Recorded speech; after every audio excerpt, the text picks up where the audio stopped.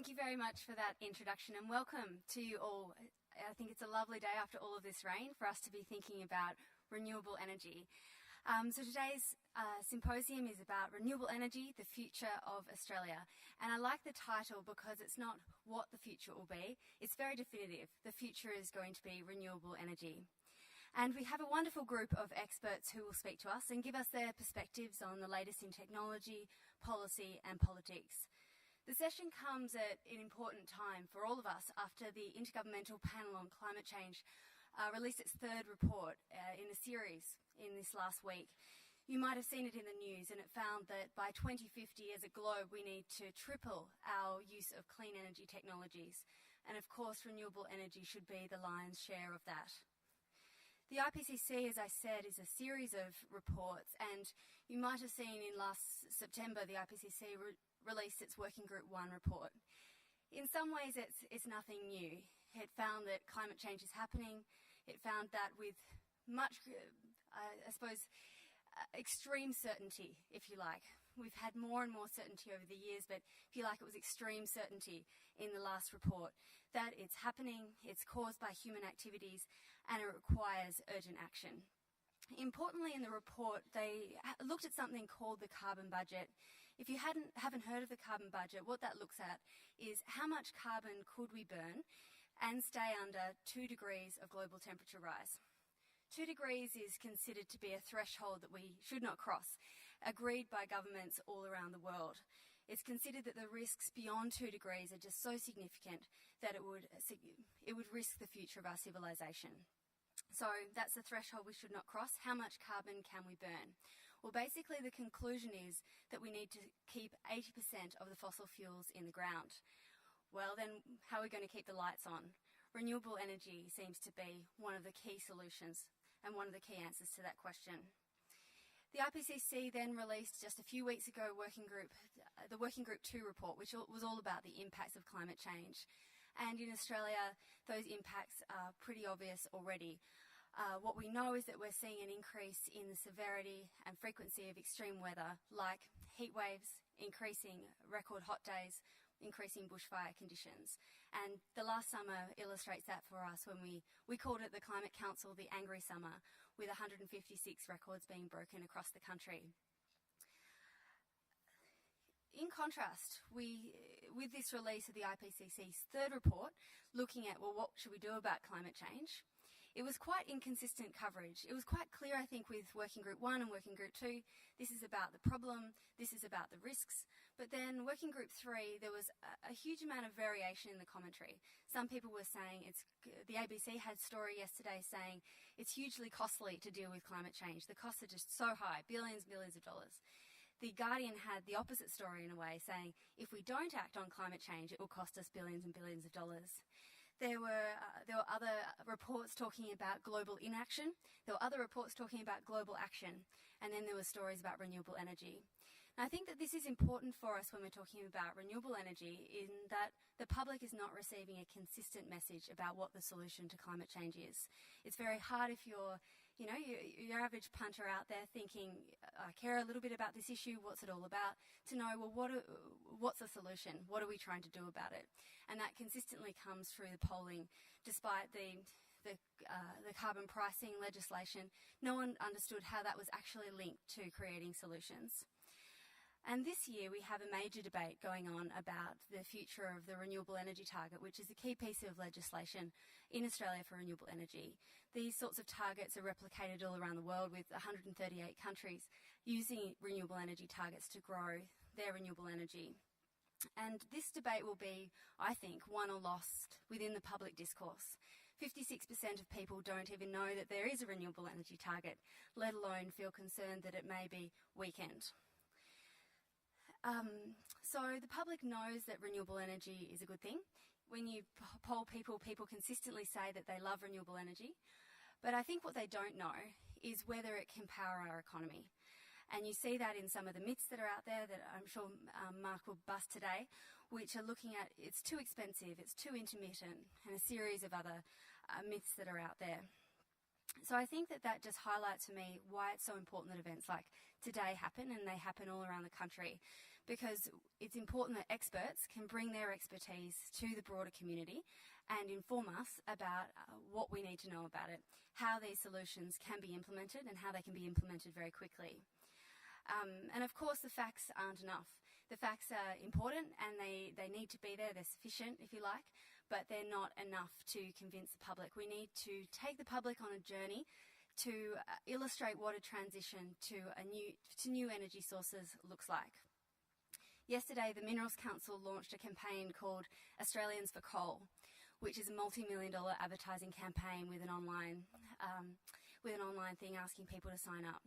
It's interesting to see that sort of action by the Minerals Council, but it does illustrate and underline for us that there are strong vested interests with huge amounts of resources that have been campaigning against action on climate change for many years and campaigning against renewable energy. So the timing couldn't be more important for something like this.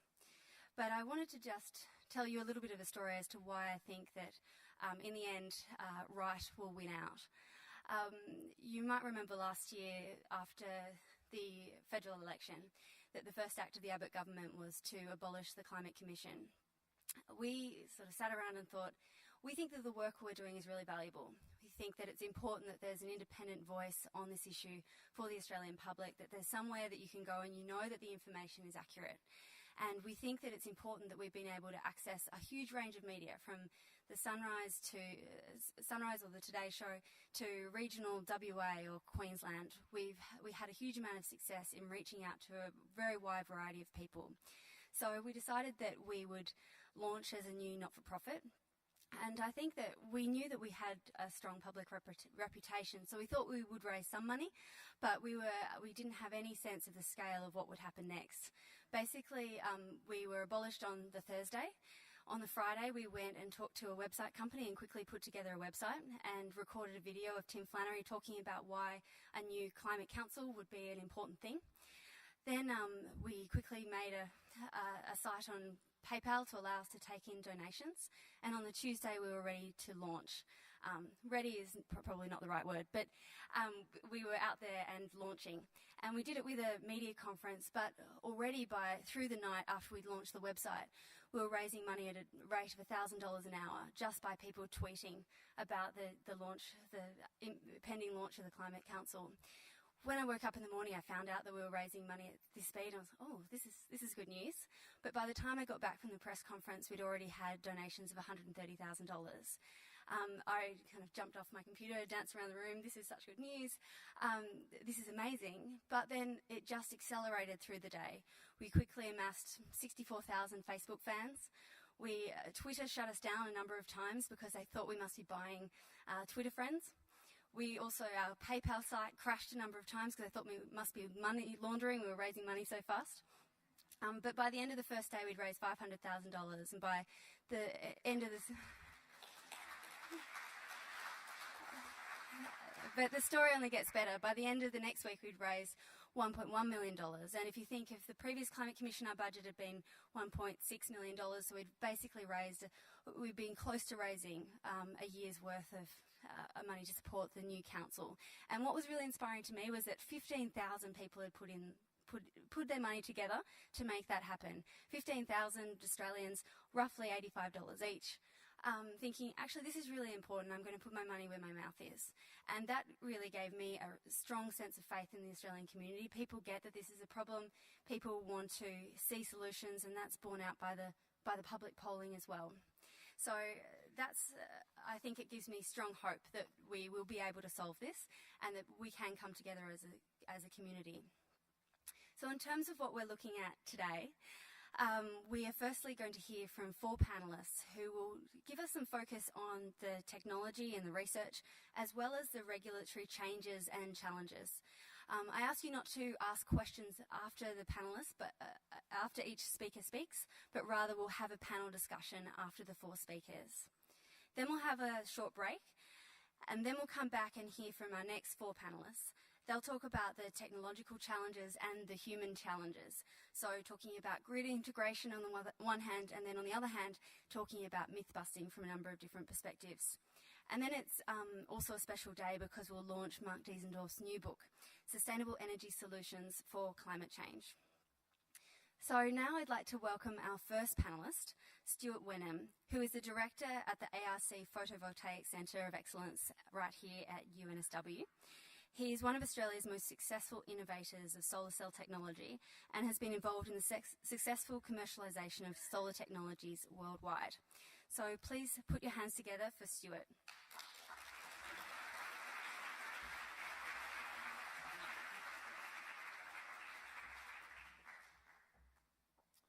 Thanks, Amanda. And Mark, thanks very much for the invitation. It's a real honour to come and have a chance to, I guess, talk about an area that I'm certainly very passionate about. And I look forward to reading your book in the near future, which I think will be excellent to do. So I'm going to be speaking this morning on photovoltaics. I think one of these buttons is going to do something for me. I guess if I push them all, something's going to happen. Okay, I've run out of buttons to push.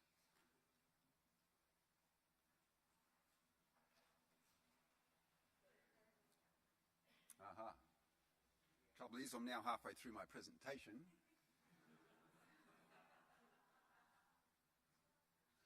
Okay, so look, solar cells are devices that convert sunlight directly into electricity. As a kid, I used to see these as a magical type of device, like too good to be true. Because, you know, here you had this disc where there was no moving parts, there was no noise, there was no waste products being produced. You didn't need to connect batteries or any energy or anything at all, seemingly, to make them work. They wouldn't wear out. They would basically last forever.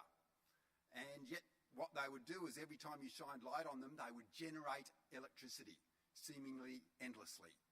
And as a kid, I saw this as magic technology. And so I became very fascinated by the magic of it at a young age. And then as I grew older, I was very fortunate to link up with Martin Green, I believe world's best and foremost researcher in photovoltaics. And my passion for this technology just grew year by year, particularly as I started to, I guess, recognise the potential that this technology had to actually make quite a significant difference in the world. But the big challenge has always been the very expensive nature of this type of technology. And so what you see here is two individual solar cells, and here is a solar panel that many of you will be quite used to seeing now on the roofs of houses. Because what has significantly changed, particularly in the last 5 years, is the cost of solar panels has come down extraordinarily.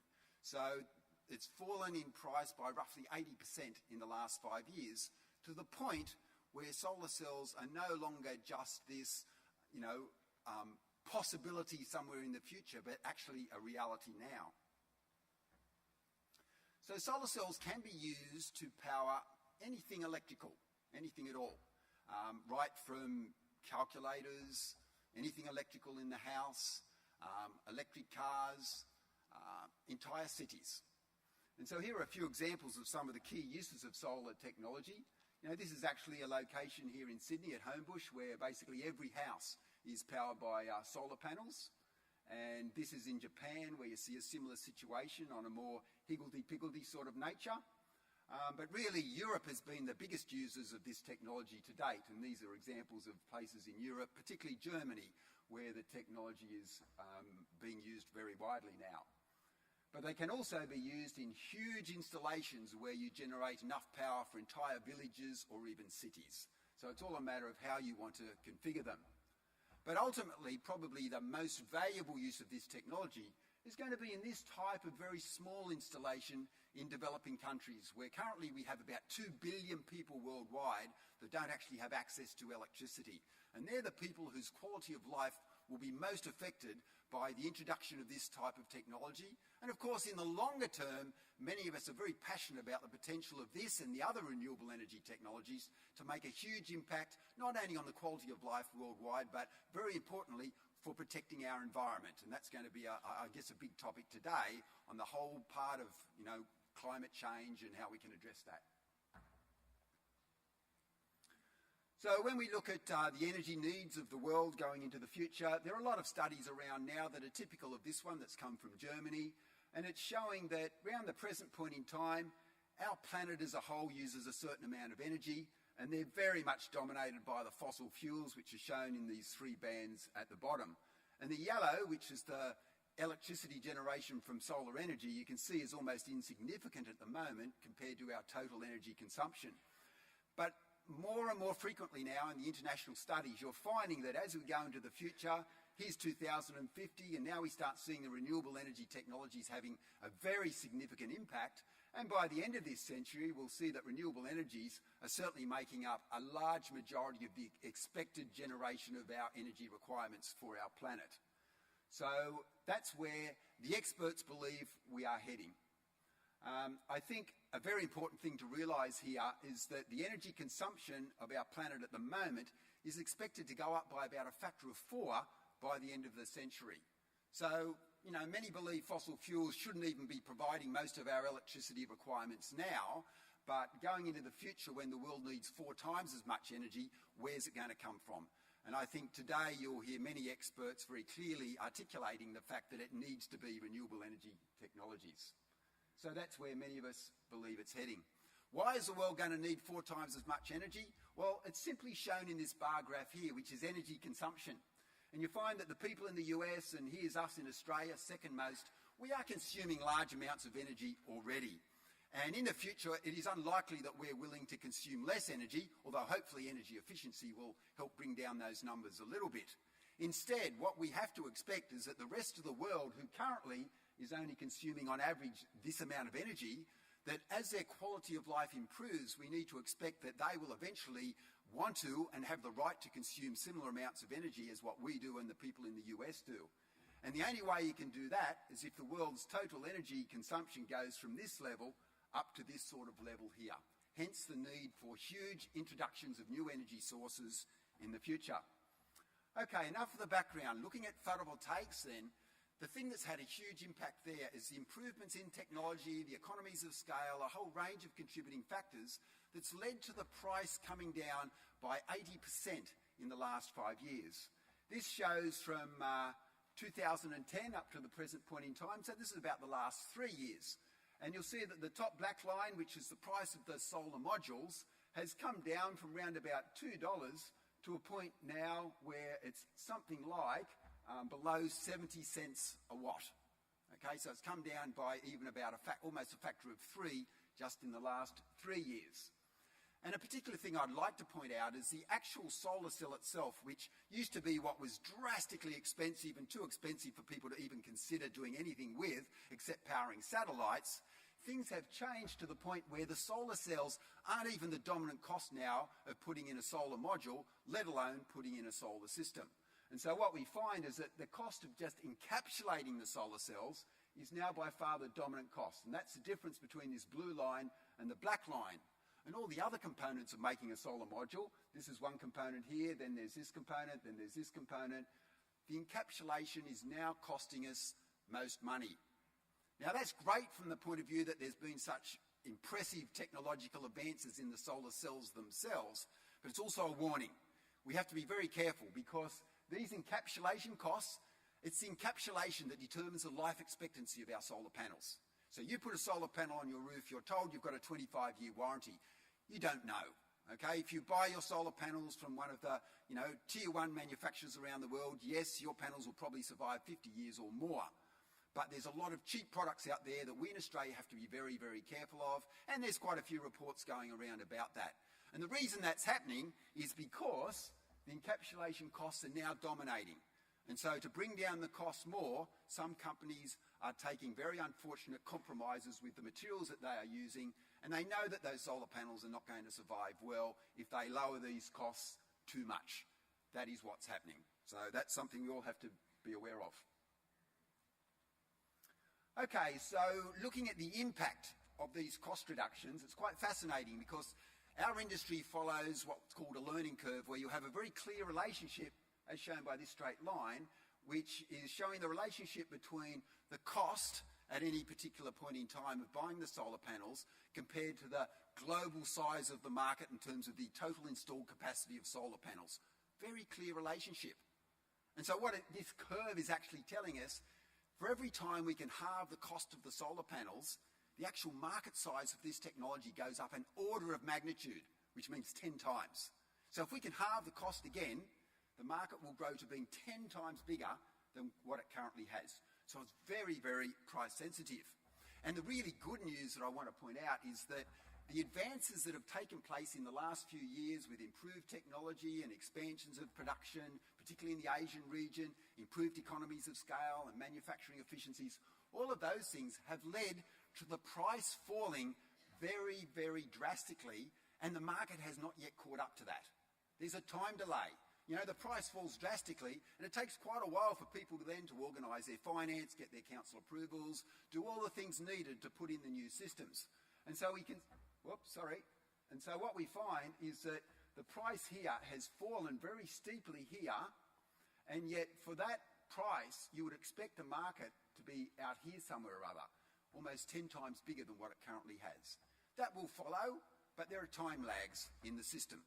But that's the exciting news. This industry, even without any further technology improvements or cost reductions, is already set to grow by another order of magnitude. Now we have what's called grid parity. Now grid parity is where we as consumers can generate our electricity more cheaply from solar panels than what we can get that electricity by buying it from Energy Australia or Origin Energy or whoever the case might be. We call that grid parity at retail level. And the really exciting thing is that solar panel technology has now come down so far in cost that in the majority of cities around the world, it is now actually cheaper for households, people like you and I, to generate our electricity from the solar panels than to actually buy it from the grid. And that's certainly the case here in Australia with the way the prices have gone up so drastically for the electricity and the way the solar panels have come down so drastically in price in recent years. So worldwide, that's a very exciting stage that we've got to, where this is a technology that in a sense doesn't really need all these highly publicised feed-in tariffs and the like anymore. What we need is for our governments to make it easy for people to use it, simplify the red tape, have a system where people are paid a fair price for their electricity that gets fed onto the grid. Because a big challenge for this technology now is the intermittency of it. And there are solutions to that. But if there was a good energy storage mechanism, which is what the grid essentially is providing for us, is that energy storage, you know, that's the problem. We generate the electricity when the sun shines, which incidentally is a very good match to when our society as a whole wants to consume most electricity. You know, it's a hot, sunny summer's day when the solar panels generate most electricity, and that's when most people want to use their air conditioners and the like. So there's a pretty good match there, but you still have this challenge that the solar panels only generate the electricity during the day. Okay, so if we look at the growth, this is, you know, very, very steep growth here that's taking place in this particular industry. But what this is also showing us is the dominance of the Asian areas for doing the manufacturing, just like most technology areas, I guess.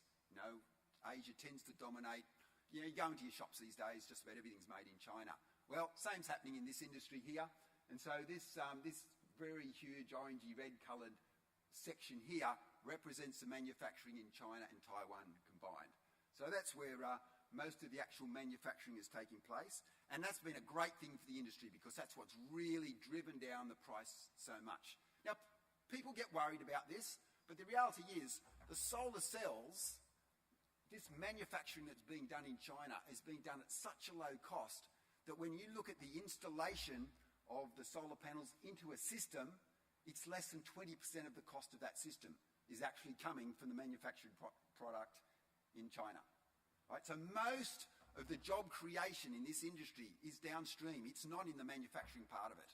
And yet we are getting huge benefits from what the Chinese and the Taiwanese and the other Asian countries have contributed in their manufacturing efficiencies in driving these costs down. Oh, actually, I will. Talking about grid parity, this was a study done in 2012 by the world's largest tool manufacturer in photovoltaics. And all the red dots are showing the areas or the major cities where it's shown that grid parity has been reached, where solar cells can now generate the electricity more cheaply than the fossil fuels at retail level. So that was done in 2012. Prices have continued to come down since then. Electricity prices have continued to go up since then. So even now, the number of major cities around the world that have reached grid parity has grown very substantially since this study was even done. Okay, so technology has been a very important driver in this. There's been other very important contributing factors as well, like I mentioned, such as manufacturing efficiencies, economies of scale. But improving the technology has been very important for two reasons. One is pushing up the efficiencies of the devices, because the solar cells are getting more efficient all the time. And the other is that the improved technologies enable us to reduce the costs of making the solar panels, such as using less materials, using less expensive materials, etc.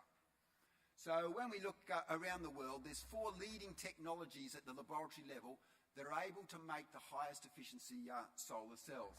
And they're shown here. Here we have the technology from the University of New South Wales with 25% efficiency.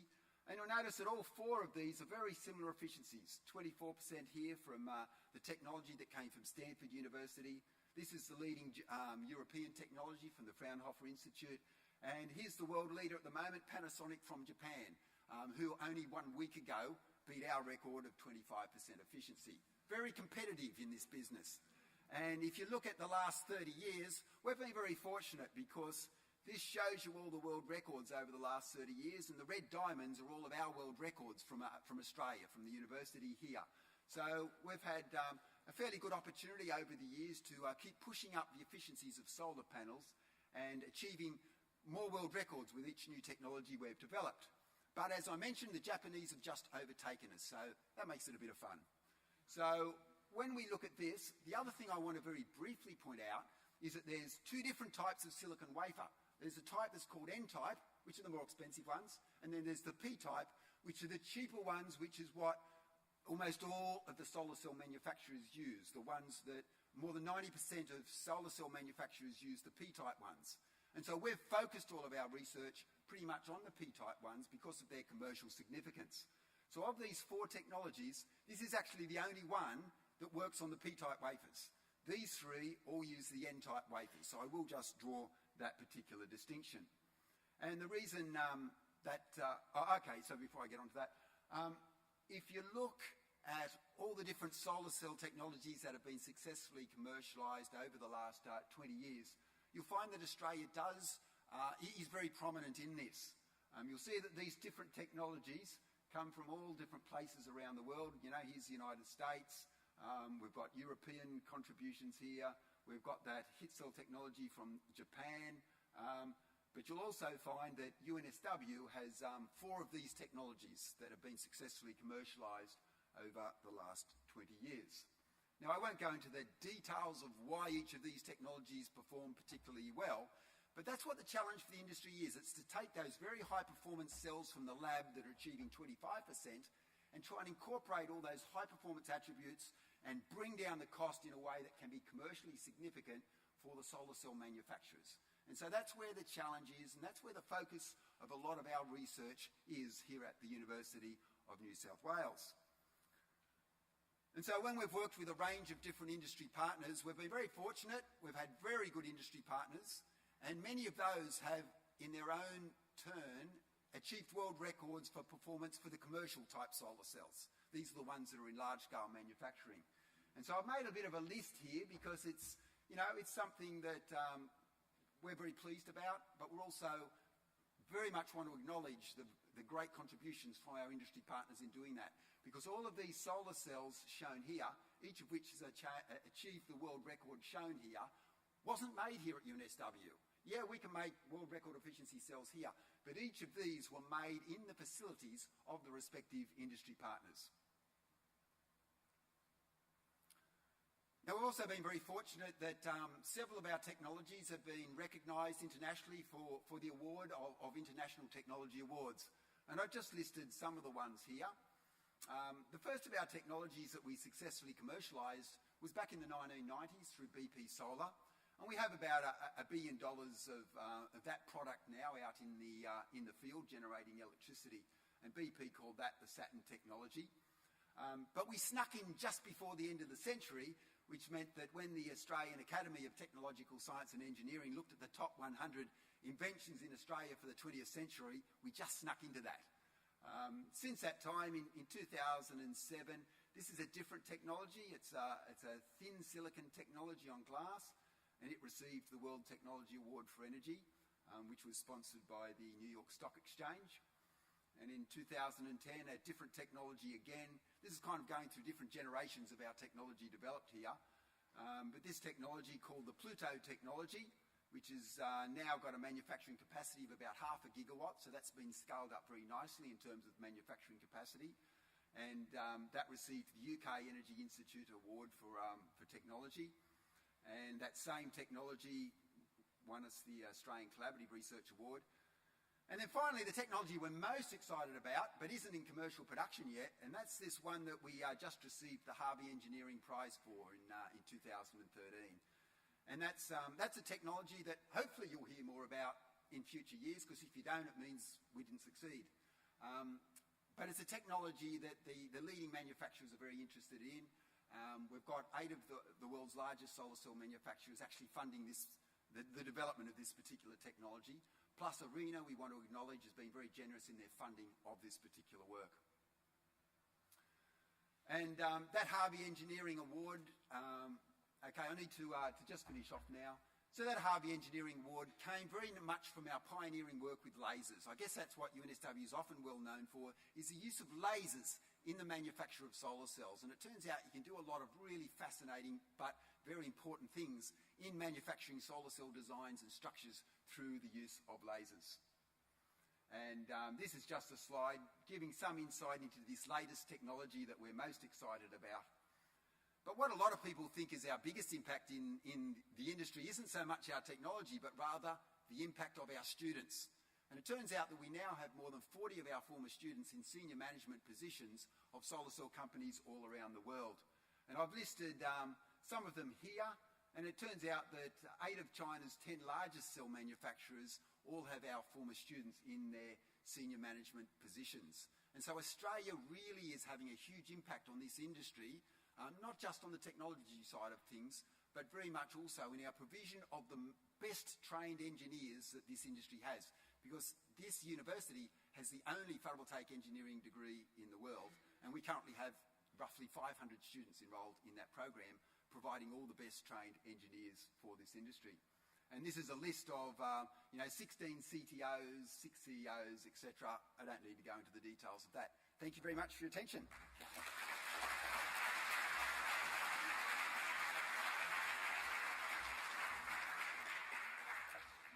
Thank you, Stuart. I'll now introduce Muriel Watt, who's the chair of the Australian PV Institute and head of energy policy and photovoltaics for renewable energy consulting company IT Power Australia, and a part-time senior lecturer in the School of Photovoltaics and Renewable Energy Engineering here at UNSW. She also has perhaps the most fantastic name for someone working in energy. Please welcome Muriel Watt.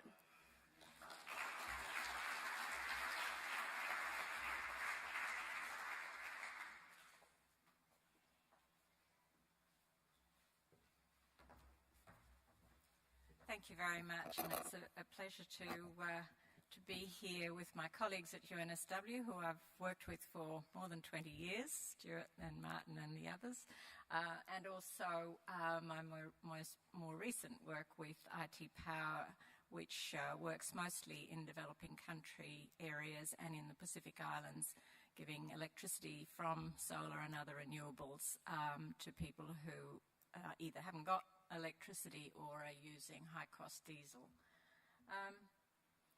I'll introduce you briefly to the Australian PV Institute. I think hopefully all of you have got a solar map as your screensaver now. Most of the Australian energy regulators certainly do. And that map was done for the PV Institute by Anna Bruce from UNSW and her team here, and has been one of the most successful ways of promoting the actual impact of PV that we've seen so far. And if you haven't seen that map, please go onto our APVI website and have a look at it, because you can see from every 5 minutes how much solar is being produced in Australia as a percentage of all the electricity being used. And that's the sort of thing the PV Institute does. It works with researchers across the field in universities and industry and government agencies and CSIRO and the utilities to find ways of maximising the potential for PV and the application of PV and removing barriers to its use. So we do the background research that the other organisations, such as the Australian Solar Council, use for their lobbying. And while we don't lobby as such, the detailed and accurate information that we collect can then be used by the industry for those purposes. So please join us and contribute to the sort of detailed work that we do. I want to talk very briefly today about the PV market development. Stuart's already given you a really good rundown, so I don't want to dwell on that, because what I really want to talk about is what's happening in the electricity market now as a result of the success of photovoltaics. So global PV markets have been growing rapidly, and you can see that blue line, which is one of the estimates of the current production capacity in the world. It really depends what you want to count in that. But for the last few years, we've been below that line in terms of the world production. And so prices have ended up being very low, and a lot of industry consolidation has gone on. But now we've just about reached that line, so it's getting competitive again, and companies are getting back in the game, and we're starting to get back into quite a lot of competition again in the PV sector as demand meets the supply once again. So we'll see the next phase of the PV industry, and we expect that annual installations will be 100 megawatts by the turn of the century, or before the turn of the century, really. The Australian PV market has mirrored that, and you can see from this, in fact, Australia has had a PV market for 30, 40 years, and groups like Telstra, as you know, pioneered the use of PV in all their remote applications for many years before PV became a significant world player. And so the green line here is what's really been the story of PV in Australia in the last decade, and that's the grid-connected small-scale applications. The rest of the world has had a mix of commercial systems, large-scale central power stations, and the small-scale distributed systems. But in Australia, we've mostly done the distributed PV systems. That's largely because the politicians were feeling that they would get more votes by supporting residential applications than if they did PV power stations and so on. And so before every election, we got some kind of promise, and that was usually directed to residential applications. So there's really most of our supports has gone to that area, and because of that, Australia has now some of the most efficient delivery systems for small-scale PV in the world, and some of the lowest costs. We've really streamlined that part of the industry. What we haven't done nearly as well is the mid-size commercial type systems and the large-scale systems. We're only really starting to gear up for those. And the price has come down here the same way as it has done internationally. And as Stuart said, the module cost now is a less significant portion of the total cost than the system cost. And so the fact that Australia has been able to really streamline the delivery has meant those overall system costs have come down significantly. And for instance, those are much lower here than they are in the US. We're pretty competitive even with Germany. It's interesting that Germany has about the same number of PV systems that Australia has, just over a million systems. Of course, theirs are 10 times bigger on average than ours, so they've got a slightly bigger market. But we've still managed to deploy about the same number of PV systems here as we have in Germany. And what's happening next for us is quite exciting as well, because we're seeing the same trajectory as we've seen for PV, but kind of move by a decade, we're seeing storage really become very interesting for our market in particular. And just some analyses done by one of our students here at prices from last year. So this isn't, even future prices of what storage can do. But what this graph is showing you really is that for larger PV systems, a 5 kilowatt PV system, it's actually cost effective to put in storage. It's more cost effective for you to put in storage than to not put in storage. Whereas for say a 1.5 kilowatt system, because you can typically use most of what you're producing, storage is not quite as cost effective, and it's actually makes better sense for you not to have storage. So that's an interesting way of representing it. And talking about the regulatory framework, what you do with storage is very interesting, and you can do a whole lot of different things with storage. But the regulatory framework and the tariff structures that that you have available to you will determine what you do with storage, because people will make decisions to suit their own energy use and to reduce their own bills. And they will respond to the signals being provided by the utility sector. And often these signals aren't necessarily what makes best sense for the networks, for instance, or the electricity market as a whole. And then that's when you get perverse outcomes happening. So, for instance, the top line there is showing you what a group of customers, these are real customers with real PV systems that we've aggregated here to look at the impact. If they all optimize the battery for their own, to minimize their own bill, the top line is what you get there in terms of the impact on demand, where the base demand is the blue line and the green line is what happens when you have PV and storage. And so you can see, for instance, that you have a marginal impact on reducing your load, but not really all that significant. But if the utility wanted to put in PV or provided signals to the customer to actually minimise peak load, then this bottom line is what you can have. So it's really up to our regulatory frameworks and tariff structures to make the most of these new technologies. Oh, that, by the way, is our lovely new building. For those of you who don't live on campus like we do, it's the first building as you come in off Anzac Parade with a very nice PV system. In line with what we've been seeing happening with the PV sector, we've seen electricity prices go up quite steeply, as you're aware. And the components of electricity prices are sometimes difficult to come by and need a bit of analysis, but this is one way of looking at it. And you can see that most of the price increases that we've seen, despite the headlines of Australia going broke because of its carbon pricing and its renewable energy target, you can actually see that it's the network price increases that's been the major cause of those price increases.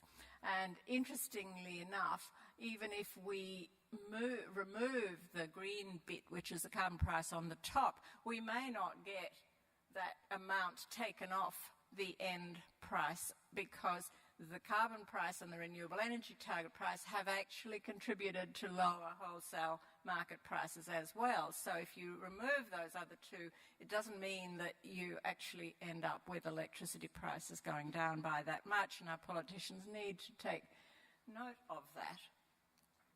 And these are some of the contributing factors to electricity demand reduction. Of course, a price response, which seems to have taken our market by surprise. They've nearly doubled our electricity price, and they wonder why we're using less of it.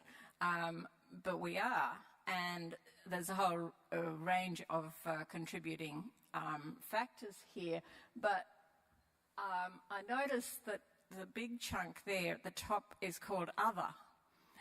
Now, I'm assuming that things like energy efficiency go into that other, but it's also actually things like people turning stuff off, which might be called energy efficiency, I don't know, but it's actually people being aware of their energy use and doing something about it. And the change in attitude to electricity and the behaviour change has been quite significant, and I'm very much reminded of looking at new young families now. They're doing the sorts of things that my parents do, which is, walk in and out of a room and turn everything off. Do your fathers and mothers do that? They do, don't they? Because they grew up in an era when electricity was a luxury, it was expensive, and we're going back to that now, and people's attitudes to it and their behaviour is changing. But you can see that PV, the little purple line, is contributing to the drop in electricity use. The blue line here is the actual electricity sold through the grid over time. And the little bars there are sort of showing you what's contributing to reducing the actual sold electricity. So solar water heaters are in there, shutdown of quite a lot of manufacturing plant is in there, and energy efficiency. If we think about our appliance rollouts and the importance of minimum energy performance standards, for instance, we'll see that over time, as each generation of appliances gets changed, we're going to have more and more efficient appliances. Anyone who's bought a new fridge will know they will see an impact on their electricity bill from a new fridge compared to one that you bought 20 years ago. I mean, these appliances are much more efficient as we go over time, so that kind of impact is going to continue. Of course, what happens in a market like ours, which is driven purely by sales of kilowatt hours, is that every time, either through energy efficiency or PV or whatever else we do, if kilowatt hours are reduced, we have less income going to the electricity sector. They then need to cover their fixed costs, so they put prices up. Customers say, oh gosh, the price has gone up even more, we'll use less, and so we go on, and this is called the death spiral of the electricity sector. So, to overcome that kind of response to what we want to see happening, which is more renewables, more energy efficiency, and so on, we need to change our electricity market structure. But of course, the immediate response from the incumbents is to do everything to fight to keep the status quo. So they're trying to prevent PV being installed, they're trying to limit the size, they're trying to limit whether you can export PV. They've already, in many states, prevented you from exporting from batteries. Now, a lot of these are perverse responses because they're not going to get the best system for Australia out of this, but this is the immediate response to a market that's regulated by the sale of kilowatt hours. And what we need to do is change the way the regulatory structure operates. And for generation, we have a little bit, we're a little way there towards quite a good competitive market in the NEM, but it doesn't necessarily reflect all the costs and benefits that the Australian society would want to see in there when decisions are made about generating sources. And one of the artificial ways we've tried to overcome that has been to put in a renewable energy target and put in a carbon price. But those things need to be intrinsically built in to the way electricity is valued. They don't need to be add-ons that can be taken out at when one party comes in and then put back in some other way when the next party comes back in. They need to be built into the structure and the cost and the value system for generators. I've got to hurry now, I'm told. So for the distribution sector, which has caused the major increase in electricity prices, and we can see this this death spiral really impacting them at the moment. We need to totally change the way they're regulated. We need to have a transparent process that allows third-party access to network options. So if a network wants to upgrade or build a new network or increase the capacity of a network, that should be up for everyone to have a bid in to say, we can do that better, more cheaply by energy efficiency, by demand management, by on-site generation, by all the other things that are options to networks. Networks are deemed to be a monopoly supplier, but they're not now. We've got options, so let's use them if they're cheaper. We have some attempt by the regulator to change the way networks are regulated, but it's only on the margin, and it's only for very large network expenditure, and it's only for new network expenditure. Whereas really, on the ground, we need this to be happening for small network expenditure, for refurbishment of existing networks, and so on, because that's really where most of the activity is happening. We need to allow networks themselves also to provide these other ways of supplying. Now, isn't it better if a network can put in a storage system in their substation rather than building a whole new network, if that makes more sense to do that? We should be thinking about how the networks can get involved in doing other things, and we should allow third-party access to that same market as well. For the retail sector, we've seen quite sharp increases in the margins in the retail sector as well, if you look at those charts before. And we need to have tariff structures that are better, that better reflect where the true costs and values are.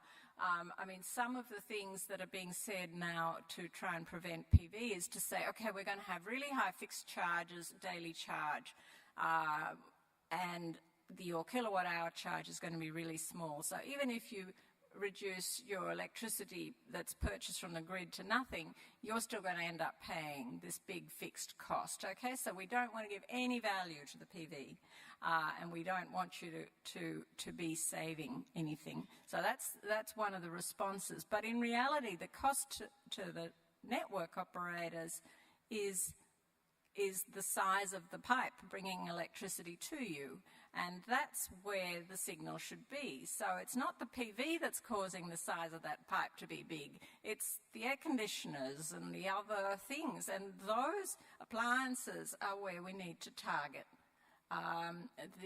the tariff, so that if you have a high demand that means a bigger pipe coming to your house, then you pay for that. Not if you put in PV or energy efficiency and try and reduce your load. It's a perverse sort of signal at the moment.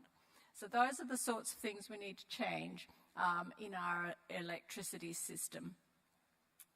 And finally, I just want to mention this because this is one of the biggest changes in what we're seeing globally in the electricity market, the advent of renewable energy-based hybrid mini-grids. And that's both providing electricity in areas where grid electrification has long been promised but hasn't been able to be delivered in many developing countries, as well as regions where they've had high-cost diesel power for many years, and that includes Pacific Islands and islands in Australia and off-grid communities in Australia. But it also includes places on the grid in countries like Australia, which are very high cost to deliver grid electricity to, which could have self-sufficient power supplies now that renewable energy, particularly PV, is cheap and can provide a cheaper solution than long grid lines. It's also safer. We know the number of bushfires that have been caused by these long grid lines around Australia. We know how vulnerable these remote areas are to cyclones and other climate extremes, which we're going to see more of. So this market is a very interesting one, and it will turn our conventional grid and the options on its head, as well as the distributed energy markets that we've seen. And that's all I wanted to say today.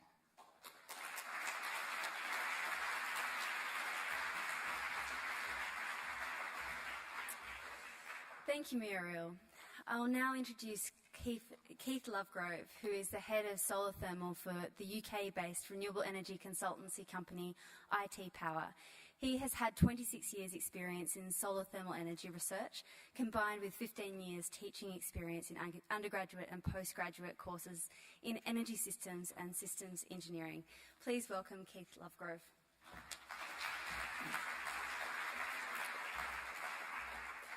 Thanks, Amanda. Good morning, everyone, and thanks, Mark, for inviting me. That's me. Okay, so it falls to me to tell you a little bit about concentrated solar power, which nicely features on the cover of Mark's book here, so thanks, Mark.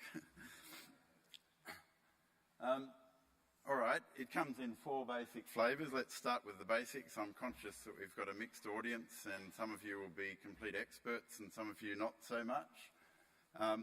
Concentrated solar power is, if you like, not frightening the horses too much because it uses thermal power generation in the same way that burning coal to make steam and drive a turbine is thermal power generation, only we're going to skip the coal and use the sunlight to create the heat by focusing it with a mirror to either a line like this or maybe a point like that. So 4 combinations of arranging mirrors such that they track the sun during the day and either make a line focus using the trough approach or the so-called linear Fresnel approach, or using a point focus using these big fields of flat mirrors or up to a fixed tower, or the work I used to do at ANU leading this team was using a dish that tracks in 2 axes.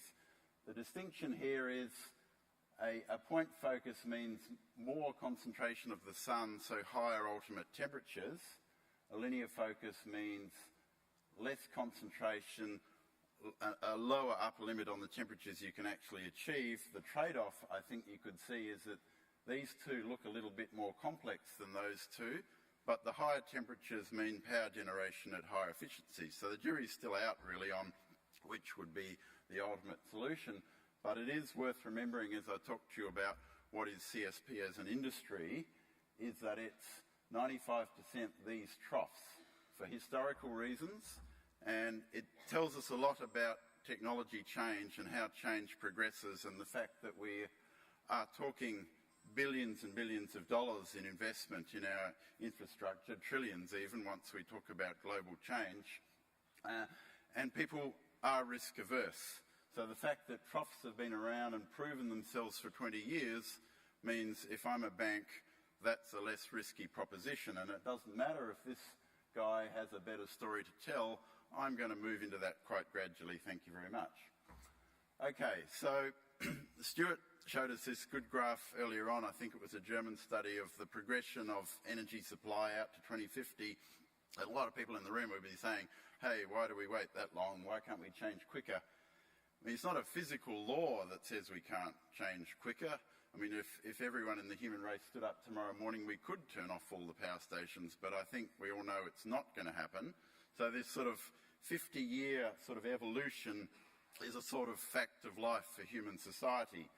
The good news, I think, is that it is an energy revolution, and it's actually quite well underway. And I think one could argue that wind is possibly halfway there to a level of maturity.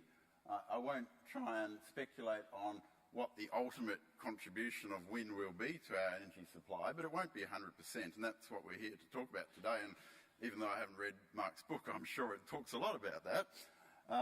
So wind is well and truly a very mature industry now, and one could argue, so this phase here is like exponential growth.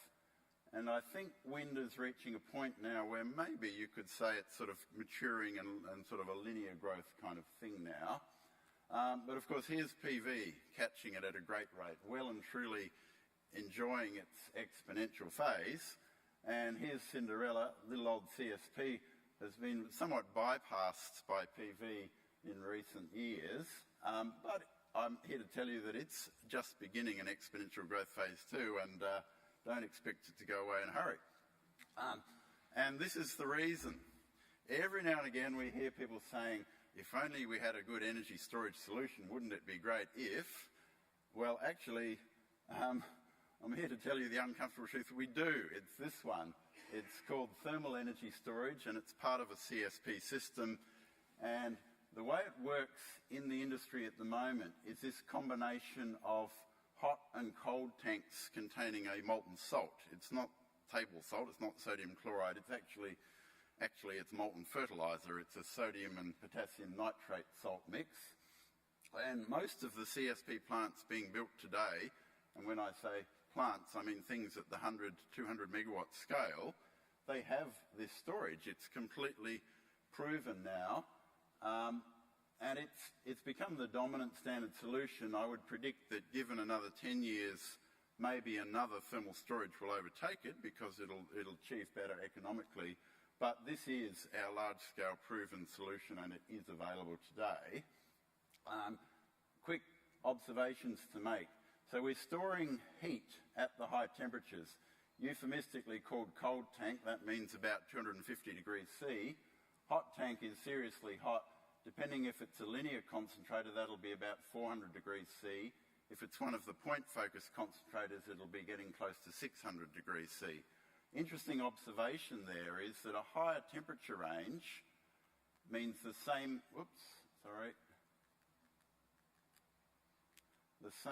amount of salt stores more energy. And this is actually why the tower plants are starting to come into their own, because they can achieve that higher temperature difference and get more bang for their buck out of the salt. Here's another very interesting observation. CSP people like to make it a lot, mainly because the cost of energy in straight amortise the capital investment over the lifetime. CSP is now more expensive than PV, there's no doubt about it. It's probably 50% more expensive. But if you bundle the solution together with storage, CSP benefits by a reduction in levelised cost of energy by adding storage. It's as if storage comes at a negative cost to you. That's a pretty amazing kind of proposition. And this storage solution here, in terms of the equivalent capacity of stored electricity, is at 1/5 or less of what you could do with any of the advanced batteries that are on the horizon. And batteries will have a learning curve indeed. Well, so will this have a learning curve. So everything is going to race and race, and before we know it, we'll have a utopian world. All right, so is CSP going anywhere? Well, actually it is, in its own little way. This is gigawatts of installed capacity, 3.5. That makes it about 3% of PV in installed capacity.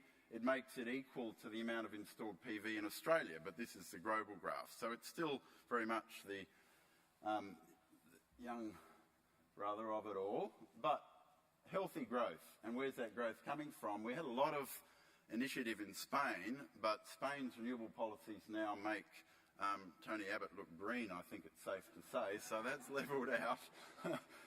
On the other hand, the USA has come in with a surge, and the net result is that altogether it's growing quite healthily. If anyone was at some of the presentations that UTS put on back in February, I showed these exact same slides, but I did make one update. I added a data point up here, and I'm here to report to you that the CSP industry is roughly growing at 10% per symposium that I give a talk at, so that's okay. All right, others are increasingly significant. Quick whiz through. 45 minutes I've got, is that right, Amanda? Sorry. What do CSP plants look like? Spain's full of these things, and thank God for perverse outcomes. If it wasn't for the rules in the Spanish feed-in tariff that said you must only build 50 megawatts, but said nothing about storage, it actually caused the molten salt storage to become dominant because people were playing to maximise their revenue in the feed-in tariff. If it wasn't for that, we couldn't stand here and say we have a storage solution. This one, is this the one on the book, Mark? Yeah, this is the Hema Solar power plant in Spain. It was a real breakthrough when it was built because it was the first ever tower plant with molten salt built commercially, and it offered 15 hours of storage and a 75% capacity factor, which is as close as you can get to a baseload solar plant so far.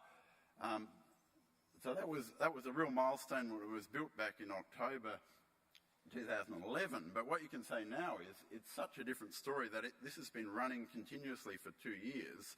So everyone was saying, you know, back in October 2011, it's like, great, Hammer Solar's been built, let's hope it doesn't break down. Well, it didn't. And it's achieved things like 36 days non-stop generation at full load, for example. That's pretty good going. This one is actually the data point I added since February. This one is, they put the first plant online September last year, I think, and now they've got the 3 plants online, interestingly without storage, and I think a bit of a strategic miscalculation by BrightSource, thinking they could get away without it. This is going to be the next big news. This will be the biggest ever single tower plant. So we're going to have 110 megawatts with 10 hours storage. I guess you can get the point here that CSP isn't really at household scale. It'd be hard to fit that on your roof. This is an interesting one, 280 megawatt trough plant in the US with storage. And I'll just quickly point out how they do it. They just duplicated the storage tanks. So they just took the Spanish system and rolled out more of it. But have a look at this. You can sort of do it in your head, 280 megawatts, 6 hours versus 110 megawatts, 10 hours. They've got just 2 tanks. Now, I'm not saying they're exactly the same, but they're near enough to the same. You can virtually see visually how the tower plants get the storage done much more cost effectively. First plant in India, that's a really significant thing because it proves it can be done and it works well.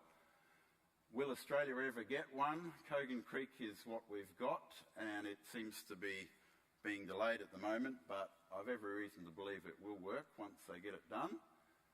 Key international developments, let's not dwell on it too much, but with Spain sort of fading away, USA, it sort of waxes and wanes according to state policies, really. But India has a massive target. They've done one bit of it with CSP. Will they do more? South Africa is going extremely strongly at the moment. Saudi Arabia has a massive target, but has yet to really sort of prove itself. So there's a lot happening. Back when we did this study in 2012, we thought the LCOE in Australia was about $250 a megawatt hour, but would fall according to what learning rate the global industry experienced and what growth rate it also experienced. But it should, in a sense, reach wholesale grid parity in very much the foreseeable future.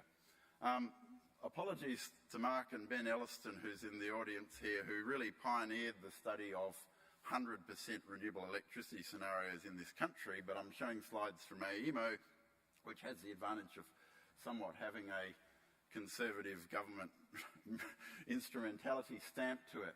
What you see is when you force an organisation like AEMO to study 100% renewable energy, first of all, they find out, well, actually, you can do it. It works. But you do find that to make it work in a cost-minimal way with what you think the costs might or are, well, you certainly need a whole heap of concentrating solar thermal with storage, and they are actually assuming a whole lot of baseload geothermal coming on, and it remains to be seen whether that'll happen.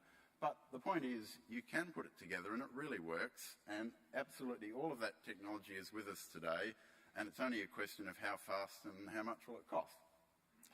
So there's CSP. It is a bit more expensive in energy, but it offers some extra benefits. It's green electricity, same as wind and PV. There's community and society benefits, and in that we would say a greater share of the investment in regional areas. And we've heard Muriel and Stuart say that, you know, it's the downstream, it's the installation work that actually generates the jobs. CSP likewise, and possibly more so. If you wish, this is a sort of double-edged sword, I suppose. You could hybridise with fossil fuels. Option value, what on earth does that mean? It means there's value in doing it now, even if it's not the immediately cheapest solution, because it brings the option of future things. And one of the things I'll plant in your mind is we seem to be talking very much about electricity today, yet it's all about energy solutions. Think about oil. Think about the role of oil in the global economy. 70% of the cash changing hands in energy is actually about oil. One of the options you get for free when you do a CSP plant is the capability to eventually use that technology to drive high-temperature chemical reactions, maybe hybridised with biomass, and Steve's going to talk about biomass in a minute, to get oil substitutes. That's an option value. But with storage, you get to move your energy sales to high demand periods and get more money for it. You provide all the things you need to make a network work, and you also potentially can avoid building extra network investments as well. So there's a lot of things on the value side that make up for a slightly higher cost of simple energy. So I'll leave you with that one. Let's be real, wind is where it's at the moment. PV's catching it. I think CSP has a future too. It's about a decade behind, but it's on its way. Thank you.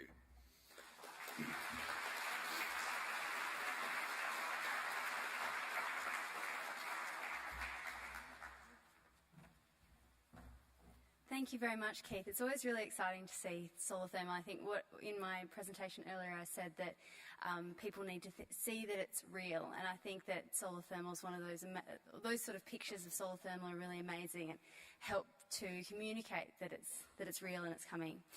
I'd now like to introduce Stephen Shook, who manages Bioenergy Australia. We're taking a little bit of a different tack now to look at bioenergy.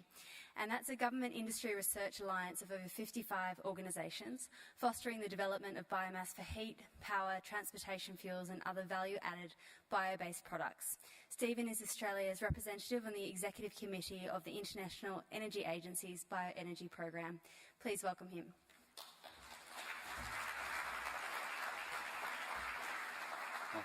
Thanks very much. I've got quite a bit of material to get through, so I'll basically want to provide a bit of a whirlwind tour of bioenergy. Bioenergy, oops, missed that one.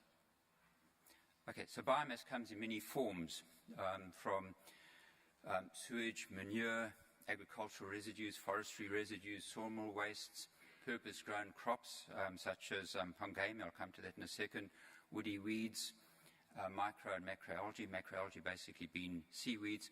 So the common thread is basically photosynthesis. So what you basically have is atmospheric carbon dioxide combining with solar energy to form biomass, which contains basically energy. So you can kind of think of it as a form of indirect solar energy.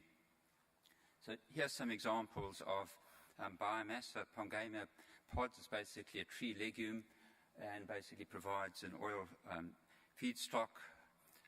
Bottom left is some raceway ponds producing microalgae, demolition, whoops, let me find fingers for this, demolition wood. So just some bioenergy facts. This is basically about the planet's total primary energy supply. So biomass provides about 10% of the planet's energy supplies. And so renewables totally at the moment is about 13% of the planet's energy. Biomass provides about 10 percentage points of that. And there have been various studies showing the technical potential can get as high as about 1,500 exajoules. Exa is basically 10 to the power of 18 by 2050. And various studies conducted through the likes of the International Energy Agency have shown the technical potential, the potential taking into account sustainability considerations to be about 200 to 500. So 500 is roughly about the planet's current energy demand at the moment. Just some facts about global biomass. Bioelectricity currently accounts for approximately 83 gigawatts, 83,000 megawatts of capacity, which is way larger than Australia's total coal-fired power industry. And in 2012, there's approximately 350 terawatt hours of bioelectricity produced globally, and that compares to our, I guess you call it 45 terawatt hours of our national target, the red target, should that be held in place. In terms of fuels, there's a school of thought that feels that the molecules are too valuable to use for electricity. There are other solutions, and has quite an emphasis on transportation fuels, particularly within a substitute such as in aviation fuel. So globally, ethanol production is about 83 billion litres per annum, with biodiesel about 22. So just to calibrate that, I think Australia uses about 15 billion litres of diesel for all its uses in Australia.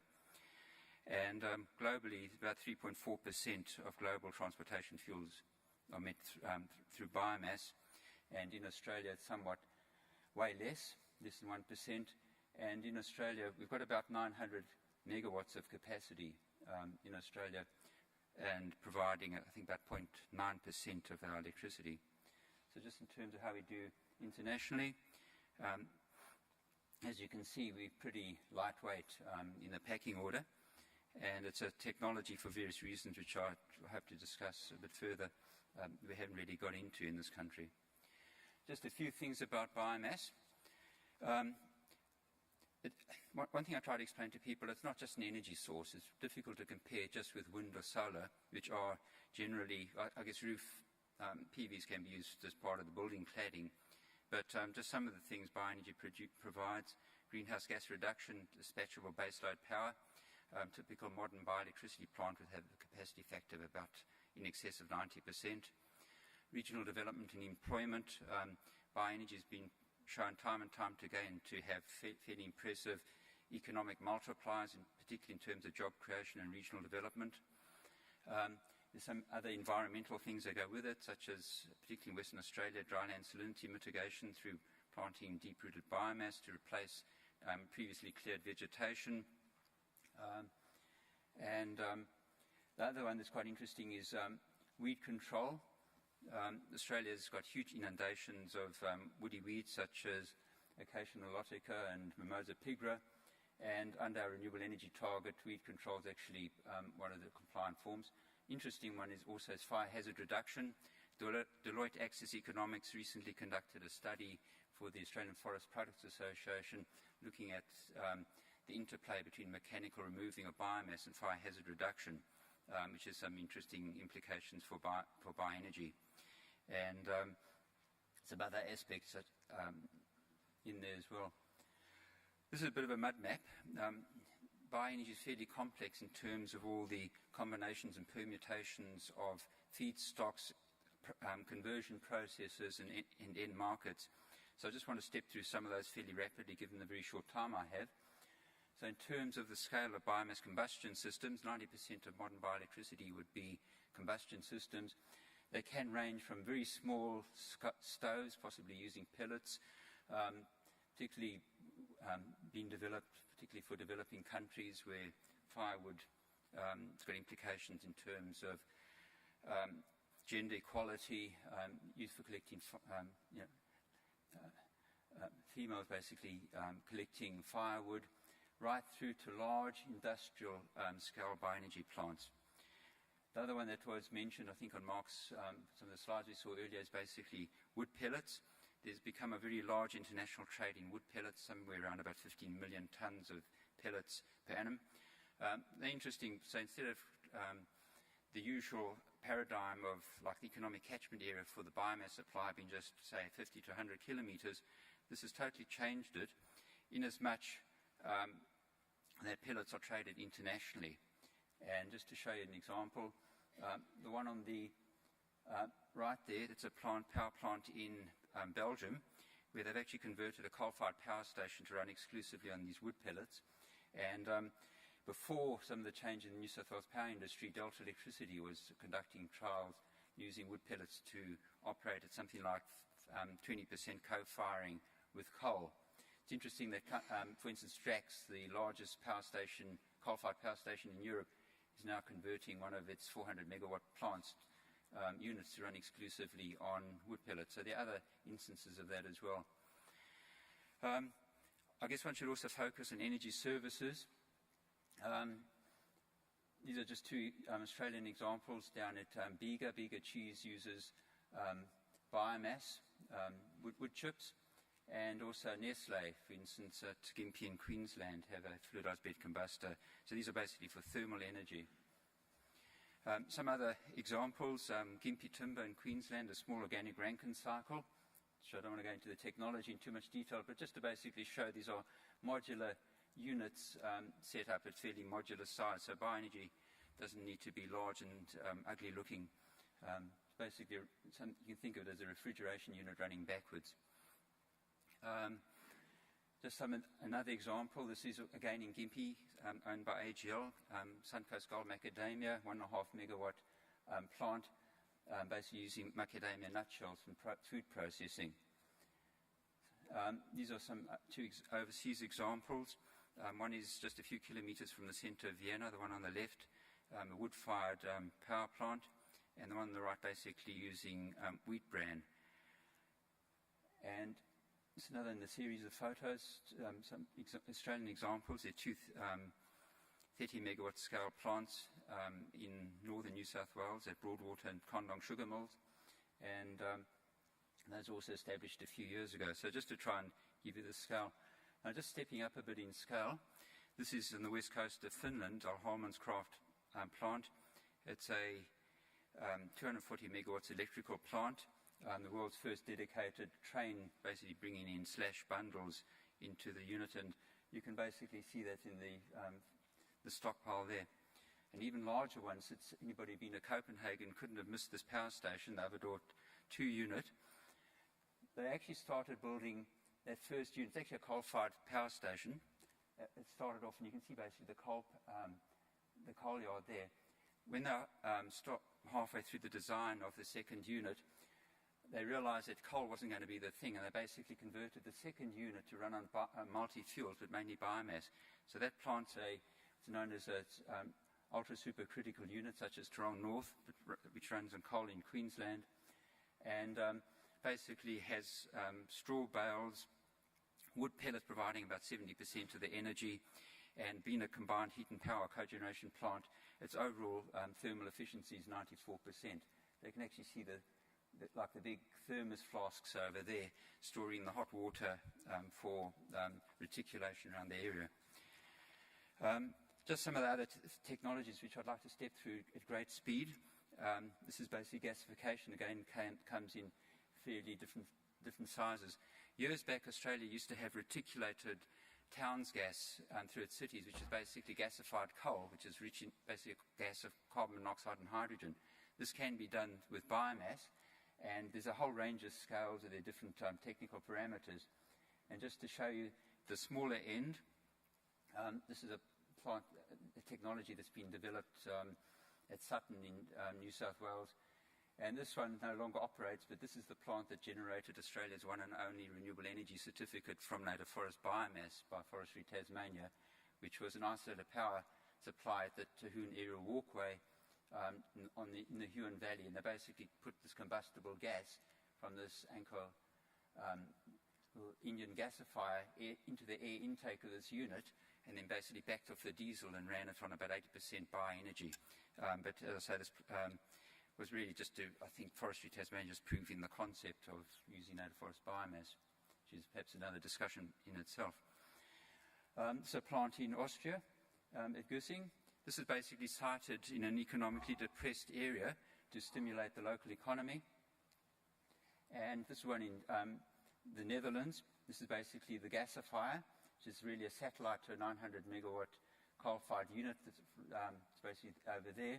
And basically the combustible gases go across in those pipes over there into the furnace to provide energy. Biogas are basically biochemical processes using microbes for producing combustible gas. Australia's got quite a strength in this through landfill gas. And you can basically see the range of scales and complexities of these plants. Here's some Australian examples. This is Carrum Downs Wastewater Treatment Plant in Melbourne. And this is one near Bow Desert in Queensland, basically using covered lagoons to produce that. Now, just in terms of where bioenergy is at, in part it's a mature technology, in part there's a lot of development going on, and you can basically see this whole span of technology development in terms of, for instance, torrefaction, which is basically producing a coal-like material, but from renewable sources, virtually indistinguishable from coal, and different processes. I just want to step through some liquid biofuels aspects as well. We tend not to talk now about first generation, second generation biofuels, but rather conventional and advanced. So there are two main paths through one. Ooh, okay, forget about that. you basically got the option of basically using your biomass and basically using microbes for producing transport fuels, or gasifying, synthesizing the gas and producing those fuels. Another option is using pyrolysis bio-oil. It basically produces a biocrude which can be upgraded, for instance, into aviation biofuels. And just to show some examples of plants that are actually under construction or now operating. Probably this is for the discussion a bit later. There's a whole lot of issues and myths surrounding biomass. I mentioned it was a fairly complex issue. Given that I've probably got about 30 seconds and going down quickly, we can discuss this later. And just my last 3 slides, just in terms of some of the barriers, particularly policy related. The main one that spans all the renewable energy technologies is basically the uncertainty around the renewable energy target, and also for biomass, the excise treatment of biofuels. At the moment it's got a holiday, but that I think will be, well, until I think it's 2021, but that may be brought forward. The other aspect is that there's no recognition for thermal energy in our national target, except for, I guess, rooftop solar hot water systems. The focus, to my mind, should be on energy services and not the mechanism of producing the energy. There's no feed-in tariff appropriate for bioenergy in this country. In many other parts of the world there are, and have basically stimulated it hugely. The mandate, or the so-called mandate for liquid biofuels in New South Wales, has been watered down severely, where it's essentially become an optional mandate. And the other aspect of bioenergy is that the intersection of several portfolio areas such as agriculture, forestry, energy, water goes on. For further information, we've got quite a useful book on the Bioenergy Australia website. It's a free download as a PDF. And I've also left some flyers on Bioenergy Australia at the back. So my last slide is basically worldwide. Bioelectricity has done fairly well over a long time. It doesn't have a very high profile. In Australia, we've got about 700 megawatts of bioelectricity from all forms. And to my mind, it's a large unrealised potential. And I've given our website there. Thanks.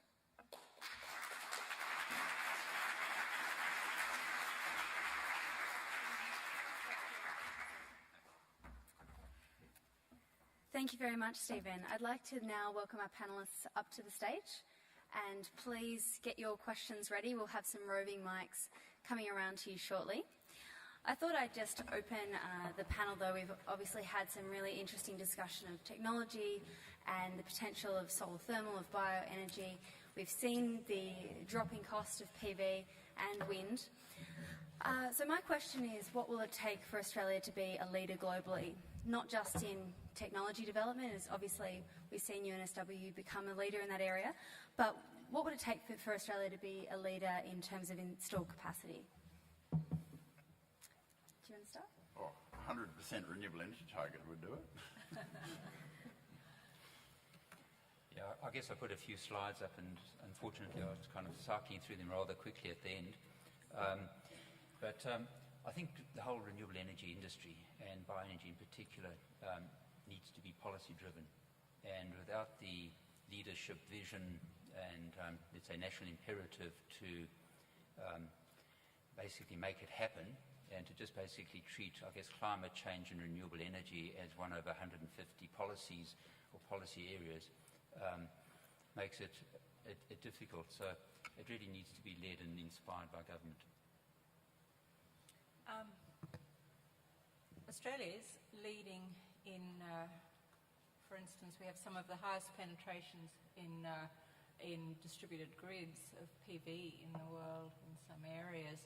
So we, instead of trying to slow that down and stop it, we should be looking at that and saying, well, what does this teach us and the rest of the world, and how can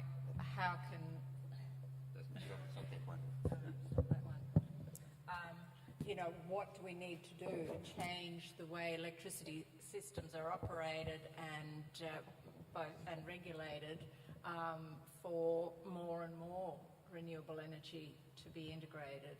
And I think we've got a really good world-leading opportunity to be able to do that, and then that expertise can be used worldwide.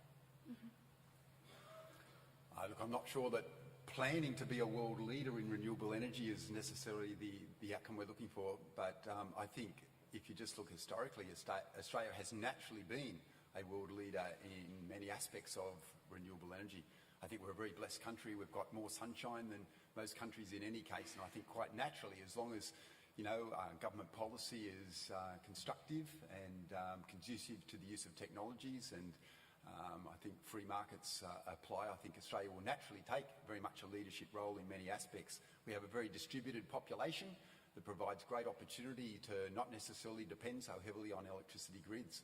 I mean, you look at the installation of the Homebush village there, the largest in the world at the time of installation, all houses powered by solar cells. It wasn't that Australia planned to be a world leader in doing that, but that installation was then of great interest to countries all around the world to study the impact of having so many houses in such a small area where all of them were powered by solar cells and the impact that would have on the grid. So I think Australia is very well placed, and as long as we have good government policy to direct us and guide us, I think technologically Australia's been a world leader in several of the renewable energy technologies already. Okay. Amanda, if I could just come back to my flippant answer and fill it out with a little bit more detail. I actually think the renewable energy target is or was very good policy, and it's rather unfortunate that at the present time those of us who advocate for renewables feel that we're actually trying to defend it from being reduced. But I would say actually it does need to be increased, but it does need a bit more sophisticated thinking, because at the moment it gives a reward for only electricity, and as Steve's made the point, that's not all our energy, but B, it rewards electricity irrespective of whether the electricity matches with demand or not. So I'd like to overhaul the renewable energy target and put a time of generation signal in there. One of the ways you could do that would be to apply a multiplier to your certificates according to what the wholesale black price of electricity was at that time, on the grounds that that's a competitive market varied during the day. But then we do need to start thinking about transport fuels and oil, and I think, Steve, you had the primary energy graph of the whole world, which reminded us that oil's still in there at 30% of everything, really. So we have to think about that. Thanks. So we'll now go to questions. Please keep them as questions rather than statements. And I ask you to be concise so we can get through as many questions as possible. First one, the man in the blue shirt down the front. Please also introduce yourself and say who the question's for. Hi, my name is Justin from the Not-for-Profit Responsible Runners. Thanks so much for this today. This is amazing. Three quick questions. One of the main criticisms of PV is their lifespan. So I was wondering if you might be able to address that quickly. One other question, to what extent can we avoid dioxins with the combustion of biomass? And a question for everybody. The divestment movement has been growing pretty quickly. Do you feel that that would have knock-on effects, not just for solar and wind, but for all types of renewable energy? I guess I'll start with the first one, which is the life expectancy of the PV.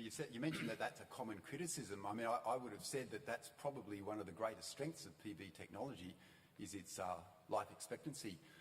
Most manufacturers these days will offer a 25-year warranty, and the only reason it's 25 years and not 50 years is because most of the product out in the field has only been put there within the last 25 years. So I think, if you're a consumer buying solar panels, you would expect to put solar panels on your roof and not have to do a single thing to them in at least 25 years. No maintenance, no repairs, no nothing. And that when you look at studies of photovoltaic systems around the world and the failure mechanisms, very few systems ever fail because of problems with the actual photovoltaic modules. It's just about always either the wiring or other aspects to do with the installations. So sure, I mean, I think you need to look at the systems as a whole. You need to look at what unreliabilities there have been, but in general, I think photovoltaics is regarded as probably one of the most reliable of any type of technology in any field. Yeah, perhaps if I can just take the one at dioxins, which is obviously pointed at me. To my mind, dioxins is very much associated with like waste-to-energy plants, in other words, burning things like plastic. So one of the things that you need to do is basically make sure that you're not burning things with chlorine in it. And a lot of that can be done through fuel like quality control. And the other thing to note is that there are hundreds of bioenergy plants or waste-to-energy plants around the world with very strict dioxins, furans types monitoring and regulations, and they generally manage, it's basically not a bit of a non-issue nowadays. Who'd like to take the divestment question? Oh, there we go, the divestment one. I think it's a really interesting development, this campaign for divestment, and I got a letter from my superannuation, which is UniSuper, saying that quite shocking it was actually, because I'd elected for socially responsible portfolio in my super, and I was shocked to receive a letter saying they've now changed their policy on socially responsible portfolio and will no longer be supporting weapons development under socially responsible. And that was a bit of a shock, but they did reassure me that they were only supporting the very best socially responsible weapons development previously, but now that they would stop.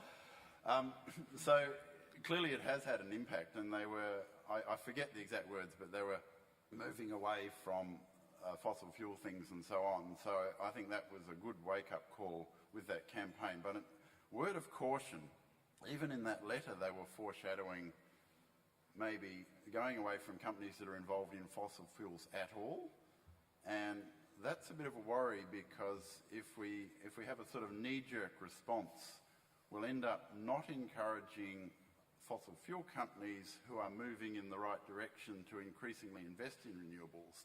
And I think what those investment managers should be doing is maybe ranking their companies by performance in moving in the right direction and trying to reward that, because the last thing you want is your superannuation money going into really flaky companies selling dodgy PV panels with poor encapsulation or something because they've got a good brochure and then failing. That wouldn't be a good result. Down the front here.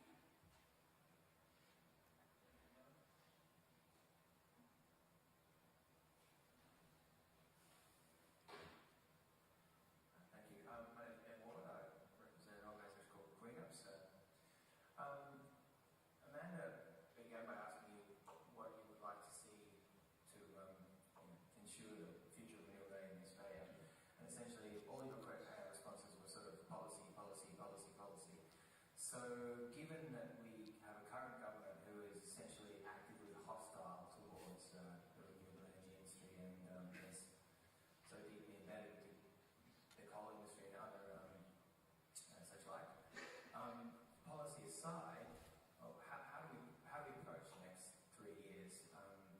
Are there any opportunities outside, lobbying for political or legislative change, whether it be business or what you touched on, the divestment sort of social activism side? It's a question around that. Miro, do you want to start us off? Okay. I'm firmly of the view that the sooner we can get into markets that aren't supported by specific government policy, the better.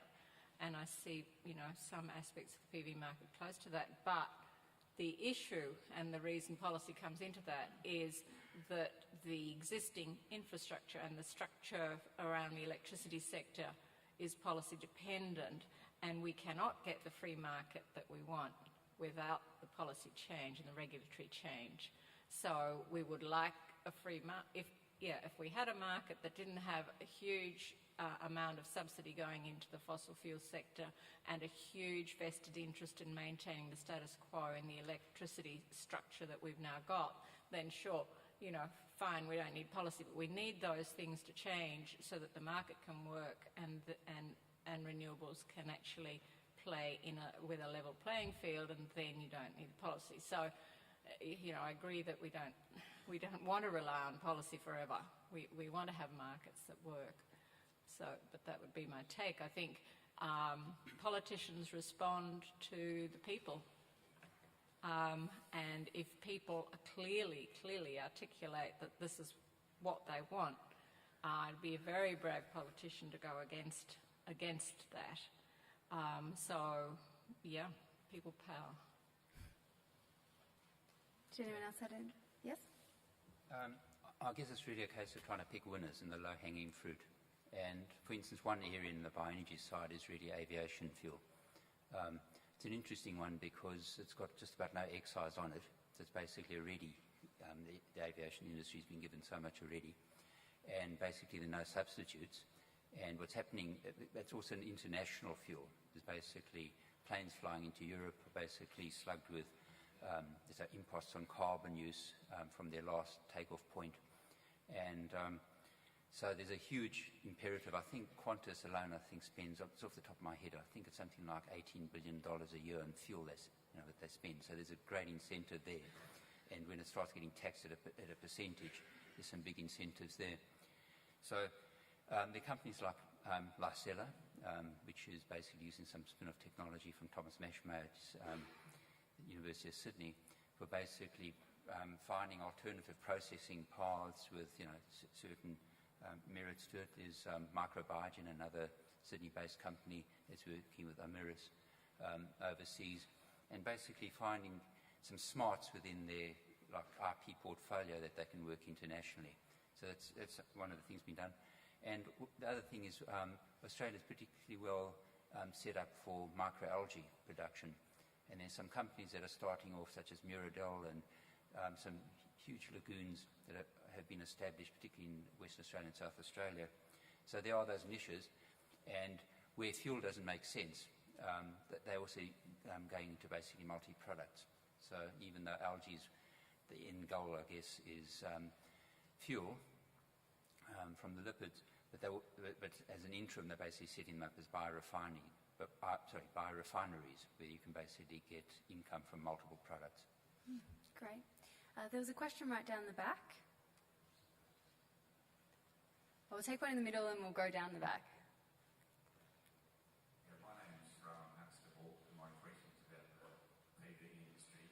Given the projected global use of PV and the lifetime of those PV cells, how we offer rare earths in the world, is there enough? And is it possible to recycle solar panels?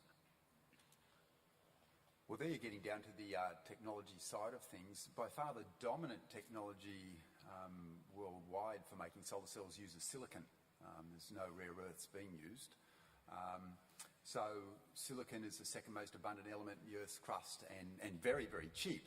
And the reason the solar cells have traditionally been very expensive made from silicon is the cost of purifying the silicon to make it at a purity level that enables it to be able to make high-performance solar cells.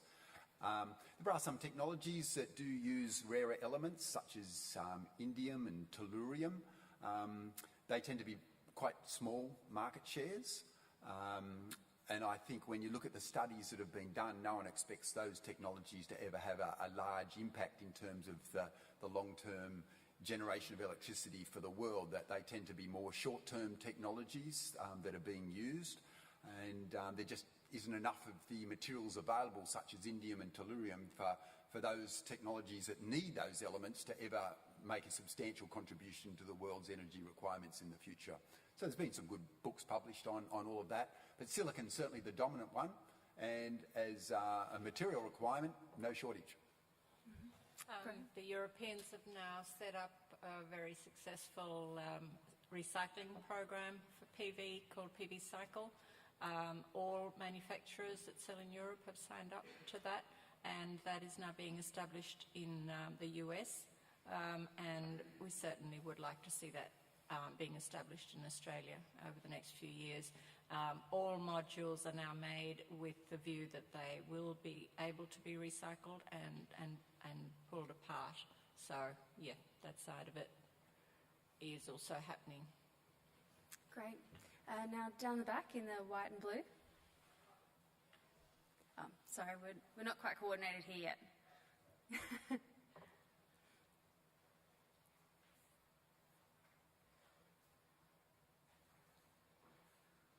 Hi, Ray. I'm Jack from the Renewable Energy Student Society here on campus. I have a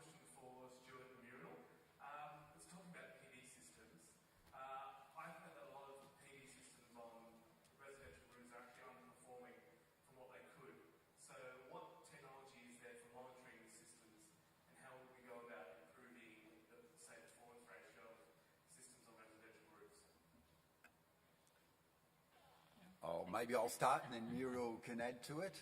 Look, monitoring of the performance of systems is an important issue, and I think it's an area that is being addressed. I'm aware of some of our former students that have actually set up their own company developing monitoring equipment that's looking very impressive. And I'm sure they're not doing that in isolation. I'm sure there's companies and researchers all around the world that are looking at the issue of how to more effectively monitor the output. Because I think you're right. I think one of the big problems is, people sell their solar panels into our market, and there'll be a label on the back that says how much power their module will produce. Whether it does or not, how do consumers tell? There's no simple testing mechanism that they can go through to be able to say, my solar panel's not producing as much as I expect. And you put it on your roof, and if it's not performing as much as you should, you can complain to the distributors or the manufacturers, and it's all very hazy because, what happened with the weather, what happened with a whole range of things that may have affected it. So it's a difficult thing, and I think it really does need improved monitoring of these systems, and that will happen. Maybe Muriel would like to add? Interestingly, the APVI has just put a fault reporting link on our website for people who think their system isn't performing. But what happened with the bulk of PV installations in Australia in the last few years has been a rapid installation on typically existing houses. So people put systems that weren't, oriented ideally, and so they're never going to really perform optimally. But to an extent, that's okay. We have a diversity of sort of angles, and that for the grid, that's actually quite a good thing. Not necessarily for the individual who's counting electricity. But in future, we need to be thinking, we need to be planning ahead. So if we're building new suburbs now, as we're just planning whole new suburbs down in the southern area of Sydney, we need to have the subdivisions done right from the start so that you've got north access. You need the roof angles to be right. You need to be aware of where the trees are going. So you need to have done all that thinking up front so that the long-term performance is optimised for not only the building and the passive design of the building, but the active things on the roof, including solar water heaters and PV. So it's that long-term thinking about how you get a sustainable system going that's needed, and we really have done bits and pieces of that and just sort of shove PV here, there and everywhere, and it's not going to necessarily perform. But people are much more, involved in their energy now, and will start to be interested in how their PV is performing and ask why it isn't performing. And then they'll sort of, people will point out the tree that's shading it, which, you've seen plenty of those, and those sorts of things, and the awareness will grow. So I don't think it's a critical problem. I think it's an interesting problem, and it comes from the way the programs have been delivered in the past, but it'll change as we go forward. I hope it will change. Great. Unfortunately, we've come to the end of our question time. I know that there's people with burning questions, so our panellists will be around during the break. We're now going to take a 15-minute break, and we'll come back here at 11:15 sharp. We're getting into the second session. But before we go, I'd just like us to put our hands together again for our wonderful speakers this morning.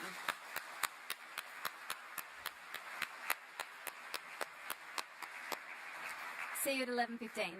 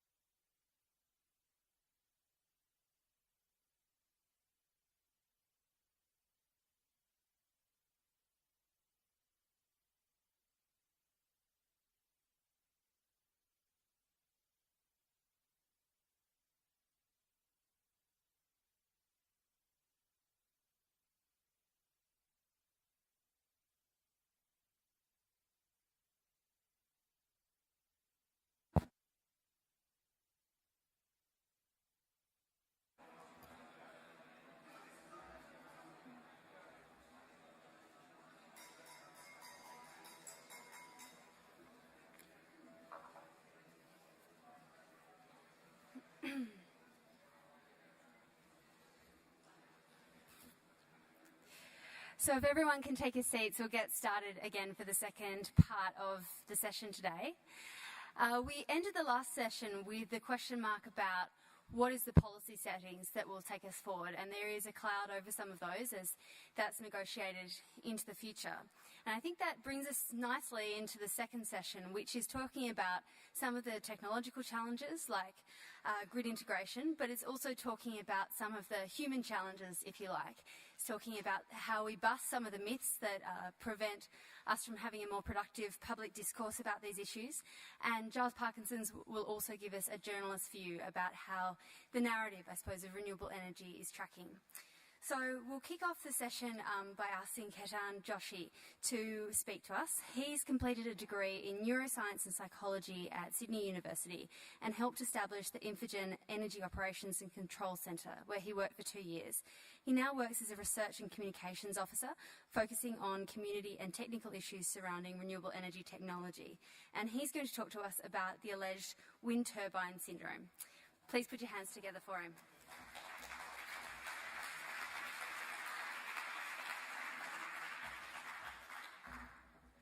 Hello, everybody. Okay. I'm certainly not going to be talking about that. I don't know anything about bioenergy. Okay, that's all right. Well, whilst we're waiting for my slides to come up, I might make... Oh, cool. Awesome. There we go. Okay. So thank you, Mark, for inviting me along, and thank you all for coming. Carl Sagan wrote a book in 1995 called The Demon-Haunted World, Science as a Candle in the Dark.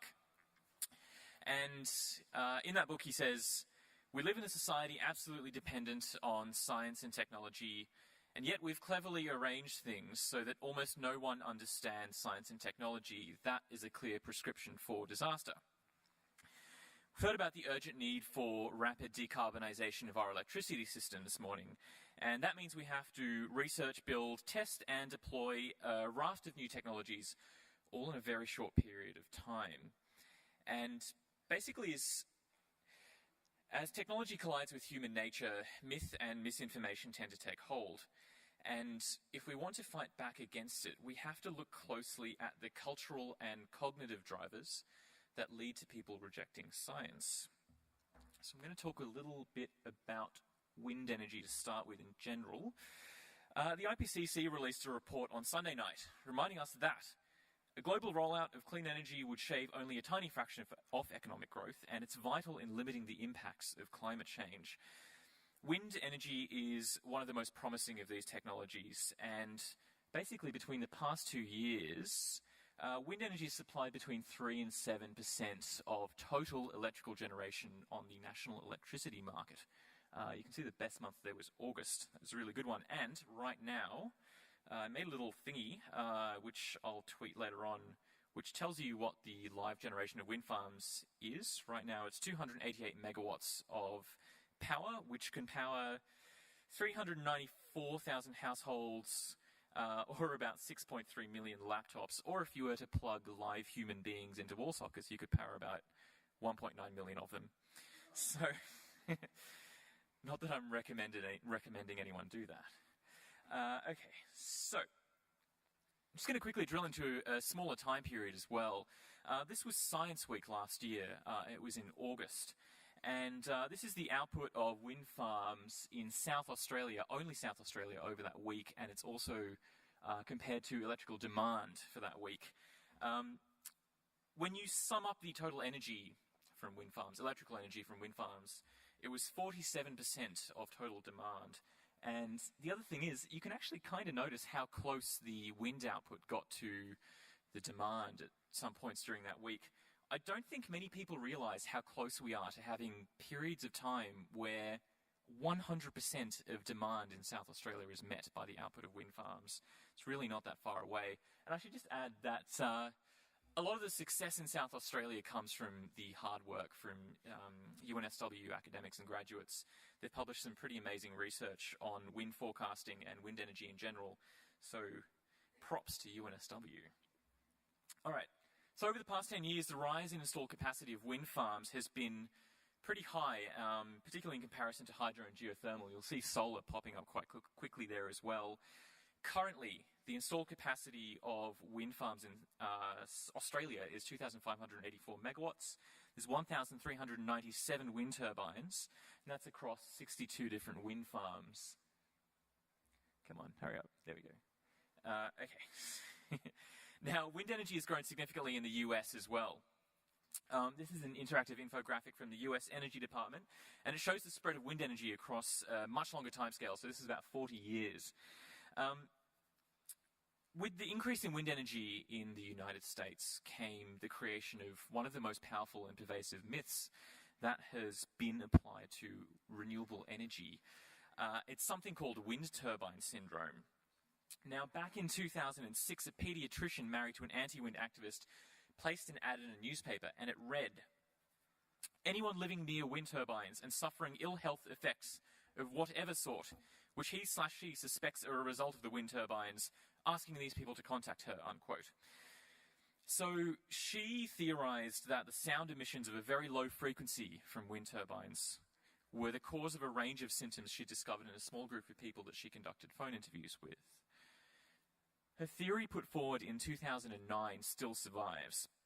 Her research has been widely discredited, but the idea behind wind turbine syndrome is that low frequencies of sound stimulate the inner ear and cause a pretty enormous range of symptoms. You might have seen an infographic that was up there before that I did for my blog. So infrasound is sound between 0 and 20 hertz, and low frequency sound is between 20 and 200 hertz. Now, when you measure it, you get some pretty interesting results. So these are measurements taken from a wind turbine, published on Renew Economy.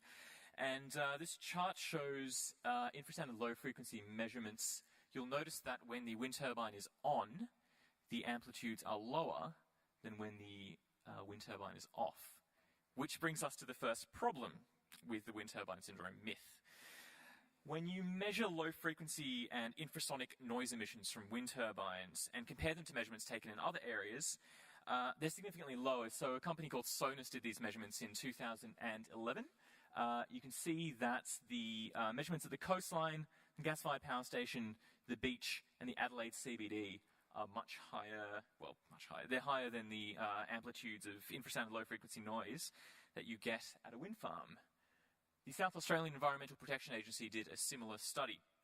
So, they measured noise levels at different areas, indoors, outdoors, wind turbines, on and off. Basically, some of the highest amplitudes they measured were inside the offices of the Environmental Protection Agency. So, an acoustics firm, I really like this slide, an acoustics firm called Resonate went a little bit further, and they measured the exposure that we have to infrasound when we're walking around, and this compares measurements at a wind farm to what the human body is subject to during the simple process of walking on a hard surface. And it's higher when you're walking around. So why aren't we suffering from wind turbine syndrome every time we go to the beach or when we go to a stroll? It's actually a really interesting question. So Professor of Public Health at Sydney University, Simon Chapman, did a study last year, and basically he examined the total number of complaints that had been issued to wind energy companies, to media outlets, and to government and Senate inquiries. He found that there's a really, really fascinating temporal and geographical skew. So, they started mostly after 2009, and they also occur more at wind farms that have been visited by anti-wind groups. So, I should just add that the picture at the bottom is from an ad placed in a newspaper in 2009, the Pyrenees Shire Advocate, by a Landscape Guardians group, an anti-wind group. The whole ad is really horrible. I was going to put the whole thing up there. So, in addition to being weirdly unlinked to the quantity or amplitude of noise emissions, there seems to be a weak link, or perhaps a strong link, between the presence of misinformation. So, just one more problem with the theory. When people make the assertion that wind turbine operation is responsible for impacts and ill health, they're doing so without good evidence to back them up. And I'm not just saying this from my own opinion. There's a whole bunch of health authorities and research institutions that have checked, either through systematic reviews or position statements where they review the evidence themselves. So there have been about 21 different reviews around the world. I've just included here some Australian ones. So these are position statements or they're actual systematic reviews that are published in peer-reviewed journals. But there's a stack of them. Most recent of these was the Australian Medical Association. I should actually just add the NHMRC one at the top. They considered the original wind turbine syndrome paper, which I mentioned before, the one the paediatrician made. They excluded it because it wasn't classified as a study. The Australian Medical Association did a release a couple of weeks ago. And of course, they say the same thing. There's no, when you measure infrasound, it's at very low levels, and there's no evidence to state that wind farms cause health impacts. But they say one really important thing that goes a step further than the other health authorities. They say, the reporting of health scares and misinformation regarding wind farm developments may contribute to heightened anxiety and community division. They're pointing out that misinformation about technology can actually cause real harm. Now, there's actually a fair amount of experimental evidence demonstrating how priming and misinformation can result in symptoms being reported, despite there being this weird absence of a causal agent. Wi-Fi is a really good example of a technology that spread rapidly, and it consequently spawned small but significant health fears. And researchers examined this phenomenon by telling a group of participants that they'd been exposed to a Wi-Fi signal which was actually fake.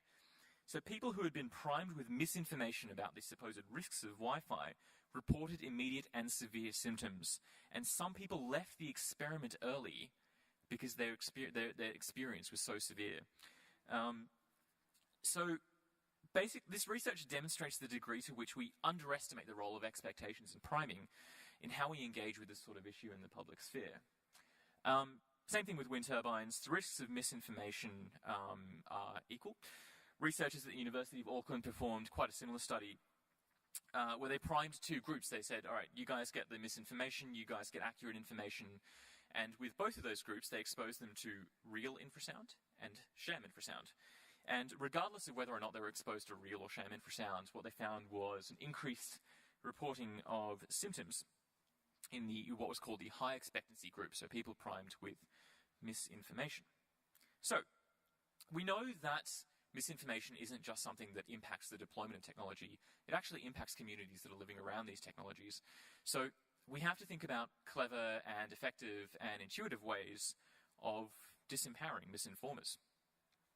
And the first one I want to mention is risk perception theory. Really, really fascinating. I could talk for several hours about it. I won't, I promise. Risk perception theory is sort of one component of fighting misinformation. And basically, at times, our perception of risk is a little skewed from what the actual scientific assessment of risk is. And disempowerment and disenfranchisement play a really big role in this. Things like trust and fairness and equity also play into it as well. So, when you listen to what people are saying about wind turbine syndrome, often it reveals rational and real sentiments that are driving the acceptance of misinformation. This is just a protest in Canada, and it clearly shows that what they care about is will, and they want to have control. So, thankfully, tackling this sentiment is refreshingly simple. Germany is a great example, and Germany has adopted pretty widespread community ownership schemes. You can see there that the vast majority of installed capacity is owned by individuals, and a big chunk is owned by developers as well. The myth of wind turbine syndrome doesn't occur with the same fervour or frequency in Germany as it does here, and I think that has a lot to do with community ownership. My own employer, Renewable Energy, is developing a new wind farm, and it has a community ownership scheme built into it as part of a group called Senrec. I've listed a few others up there. I strongly suggest you Google them because they're really, really interesting developments, including some things about community ownership. So people around their wind turbine own a share. It's really cool, and there's a congress, a community energy congress coming up in June, and I strongly suggest you Google that as well because it's totally worth going to. All right, science communication. I'm just going to finish off with the most recent theory in science communication and what it means for the renewable energy industry. We have to pay attention to the latest research on science communication because there's kind of two different models that sort of flit around with regards to how you best communicate a fact or an idea.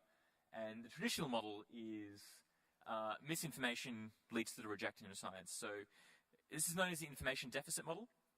And the idea is that to kind of counter this, you just kind of offer more science and you say, well, you just don't have enough information and you just need some more and you'll kind of get it. A science communication researcher called Dan Kahan thinks it's a bit more complex than this. People are working to protect their values and their ideology, and that plays a big role in how or why they reject science, and opportunistic misinformers play a role in that as well. So one really unnerving thing about this, and it freaks me out every time I think about it, is that if you give someone too much information, it can actually have this thing called a backfire effect. So because it grates against their ideology or their worldview even more, they reject the information even more. So sometimes supplying more and more information can make people more hostile to what you're saying, which is freaky. All right. So I just want to give you a quick example of some really good science communication. There's a group called the Victorian Wind Alliance. It's comprised of renewable energy workers, communities living near wind farms, and landowners. And there are these videos online that sort of, they just give interviews with people who live near wind farms, and they also combine that with some science. So they're talking about the actual exposure. Are you exposed to infrasound? Well, not really. You get more at a beach. But they also talk about the experience of individuals like farmers and what have you living near the wind farm, talking about it themselves. They effectively communicate the scientifically verified fact that there's no infrasonic pandemic blanketing communities near wind farms. In fact, most of them coexist quite peacefully with the communities nearby. Okay, so if we hope to smooth the course of a clean energy revolution, we need to work against the scientific and technological knowledge gaps that Carl Sagan warns us of. So I think this involves presenting a mix of scientific information that's tailored to ensure it doesn't grate against the worldviews or the ideology of your intended audience. Embedded deep in every morsel of misinformation and portion of pseudoscience is a cryptic hint at the motivations that drive people to angrily reject scientific information.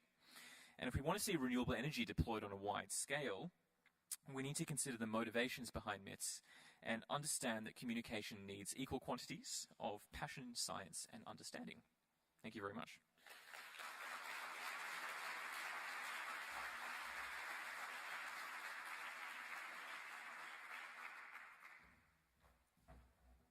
Thanks, Katana. It's that terrible, the terrible irony of that the wind turbine syndrome is caused not by the wind turbines but by misinformation.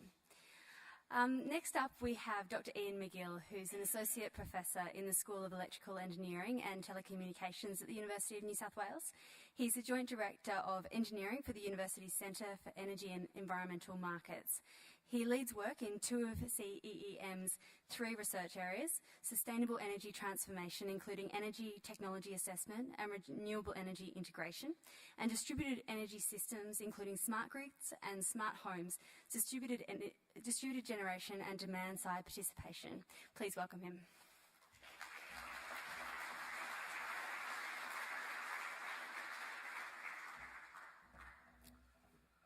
Okay, thank you, Amanda. Thank you to the Institute for Environmental Studies for the opportunity to collaborate with them for what is probably a decade or more. And thank you all for coming out. There's other things you could be doing on Tuesday morning, and it's great that you're here with us, thinking about these important but very challenging issues. There's Keaton's disclaimer, by the way. Okay, I'm speaking on integration of high renewables into the electricity industry. Low levels of renewables, the integration challenge is pretty straightforward and solved. So let's look to the cutting edge of when you're putting high levels of renewables in and how effectively, efficiently and equitably we can manage that integration. Okay, there's growing interest in future high renewables in the electricity sector. There's many drivers. One's climate change. But there are other environmental impacts as well.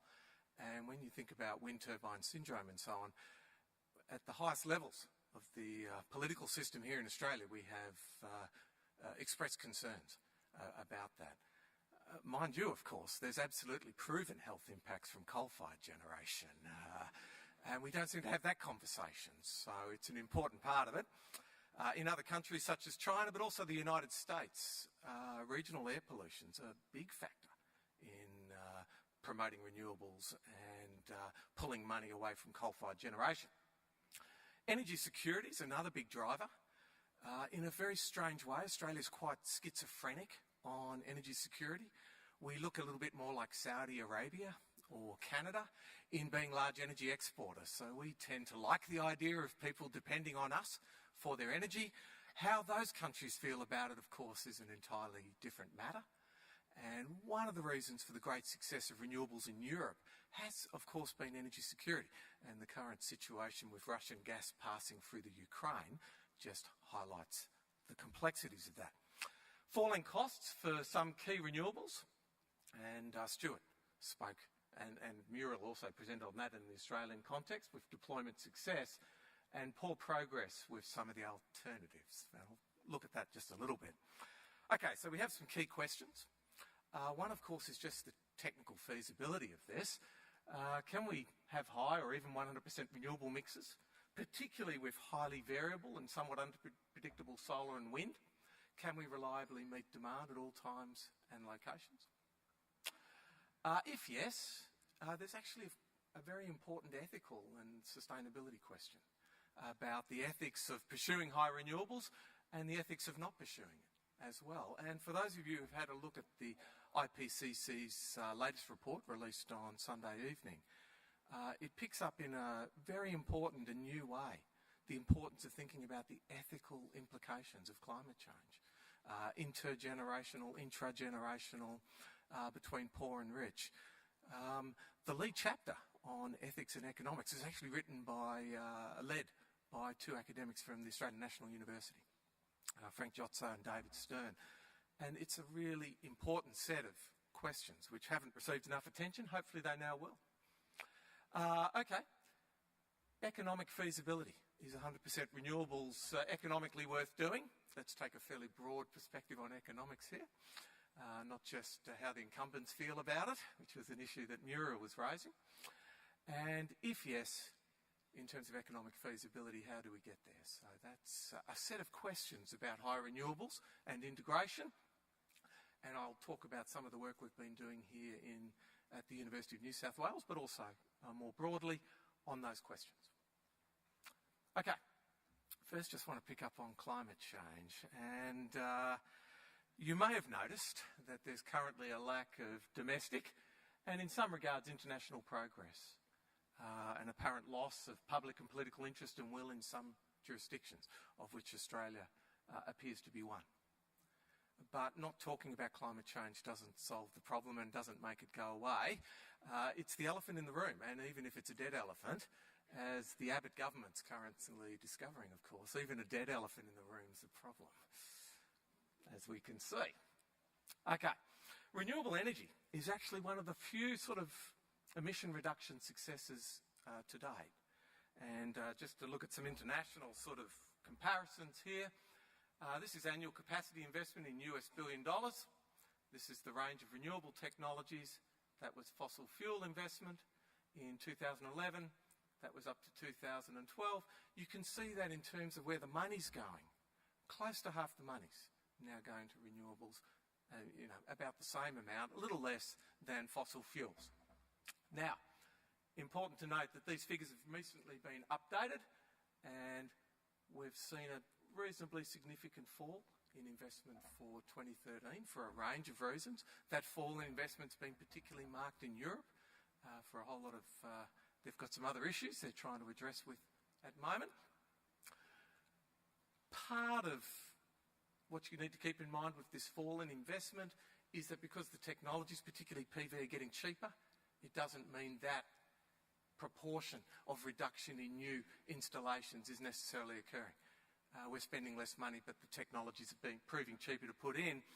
But we still have an awful long way to go in terms of renewable power as a percentage of global power generation. Now, the other key success is falling demand in some OECD countries, and Muriel flagged this for Australia.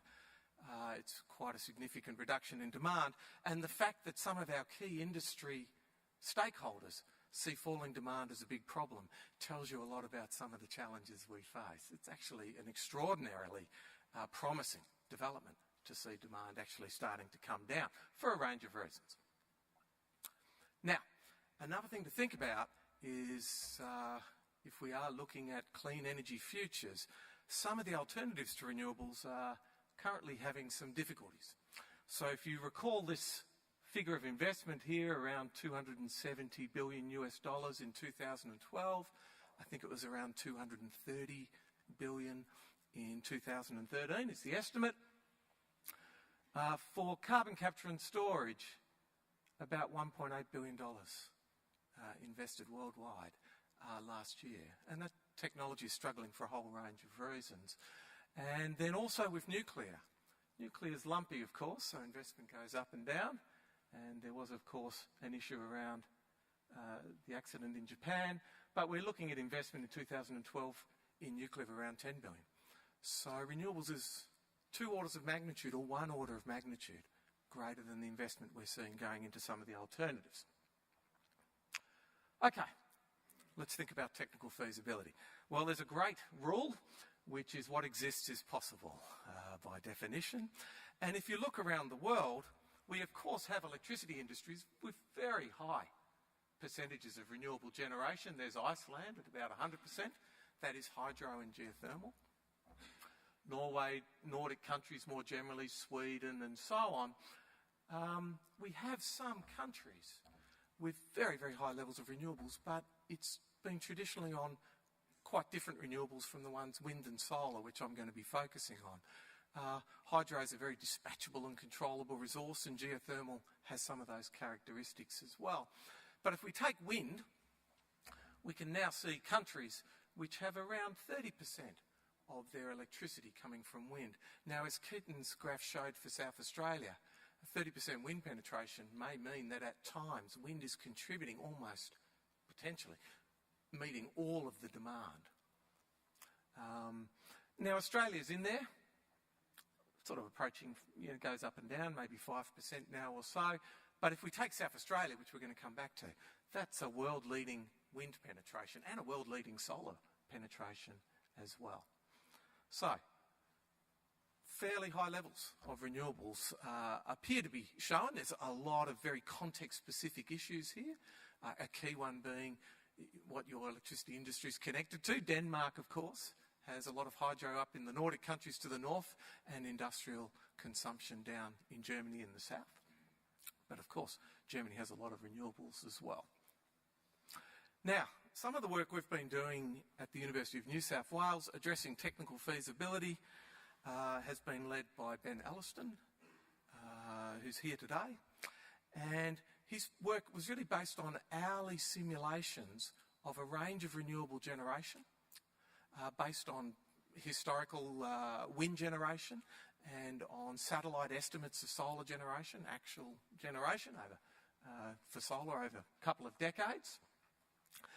And I could have put up a graph which showed how in summer it's really easy to use 100% renewables to meet demand. This is NEM demand here in 2010. What I thought I'd do is actually put up, I think Ben, this is probably the hardest week in 2010 that Ben found in his simulations. Wind dropping off, high demand, not much solar input, reasonable amount. Solar thermals with energy storage is playing a useful role there, but there's limits to what it can do. And a very, very important role, this brown here, for bioenergy. And as Steve was sort of highlighting in the earlier session, bioenergy is the sort of unloved and underappreciated renewable energy technology, which actually has an incredibly important role to play in high renewable penetrations in the future. There's some other technologies which might also assist, such as geothermal, conventional geothermal, well proven, far less so here in Australia with hot rock technology. But I want to highlight there's some technical feasibility challenges. Many opportunities, of course, in terms of diversity of where we locate them, the mix of technologies. These are really key factors. Now, once you've sort of established a question of technical feasibility, let's have a look at the economics. And this is also work that Ben extended from that technical feasibility work to look at trying to find low cost, dare we say least cost, mixes of technologies and locations to minimise the cost of actually providing 100% renewables for the Australian national electricity market. And it depends, of course, on the assumptions you made. We used capital cost estimates from the Australian government, the Australian Energy Technology Assessment. They've got a range of high and low cost scenarios, but what we sort of find, and I won't go into a lot of detail, Mark's going to pick up on this a little in his presentation as well, I believe, is that we see a very significant role for wind in both capacity here and also energy, but also significant roles for photovoltaics and concentrating solar, as well as a role for pumped hydro, and gas turbines running on biogas.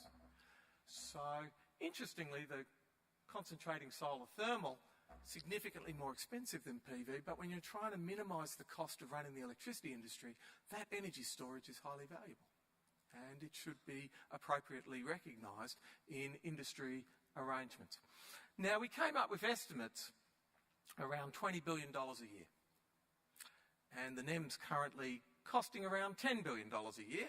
Sorry, I keep using acronyms. NEM, the National Electricity Market.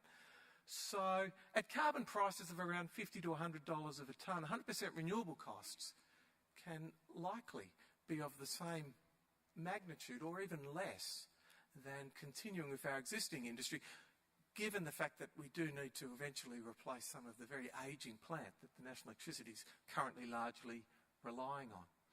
Now, economics assessments were also done as part of the AEMO study that Keith flagged. They made different assumptions and came up with different mixes of technologies, but I would say broadly representative and complementary findings. Now, another part of that work, and this is the third piece of work that Ben led in this space, was to start thinking about how renewables might compare with other approaches to getting greenhouse gas emissions down very significantly. And the other approaches we looked at was combined cycle gas turbines. That's a off-the-shelf existing technology. We have, I think, around 2 to 3 gigawatts of that already in the national electricity market. Has about half the emissions of coal-fired generation. As the name suggests, uses gas, and we'll come to that issue further in a minute. We also looked at combining those with carbon capture and storage. We heard the sort of sorry tale of carbon capture and storage just a few slides ago. Perhaps that can turn around. And then also coal-fired generation with carbon capture and storage as well. When you bring those technologies in, of course, you need to critically think about the cost of carbon capture and storage. Hasn't been demonstrated at scale on large power generating units. That's starting to change in both Canada and the United States. We're going to get a better sense of costs. And then also very critically, of those of you following debates around this future of Australia's gas pricing. It also has very significant levels of uncertainty. Key point with this work is just to highlight that depending on your assumptions around gas prices and the cost of carbon capture and storage and carbon prices, renewables looks highly competitive and of course has a range of other advantages, particularly the fact that we're talking about a range of proven technologies as opposed to with carbon capture and storage, technologies which still really haven't been properly demonstrated. Now, I don't have time to talk to this, but I thought I'd put it in to confound you, but also to highlight, does renewables add or reduce risk? And you may have heard in the public debate all of the risks associated with high renewables. The challenges of managing its intermittency and variability and somewhat unpredictable. But when you sort of try and formulate risks in a broader framework, think about the risks of what future carbon prices might look like or what future gas prices might look like. You actually see, and this is some work being led by Piripat here at the University of New South Wales, is that high renewables penetrations, that's 50% renewables here, that's 70% renewables here, under the government's own estimates of gas and carbon prices in the future, not only reduces costs how much you think the industry is going to cost to run in the future, but also the uncertainty attached to those.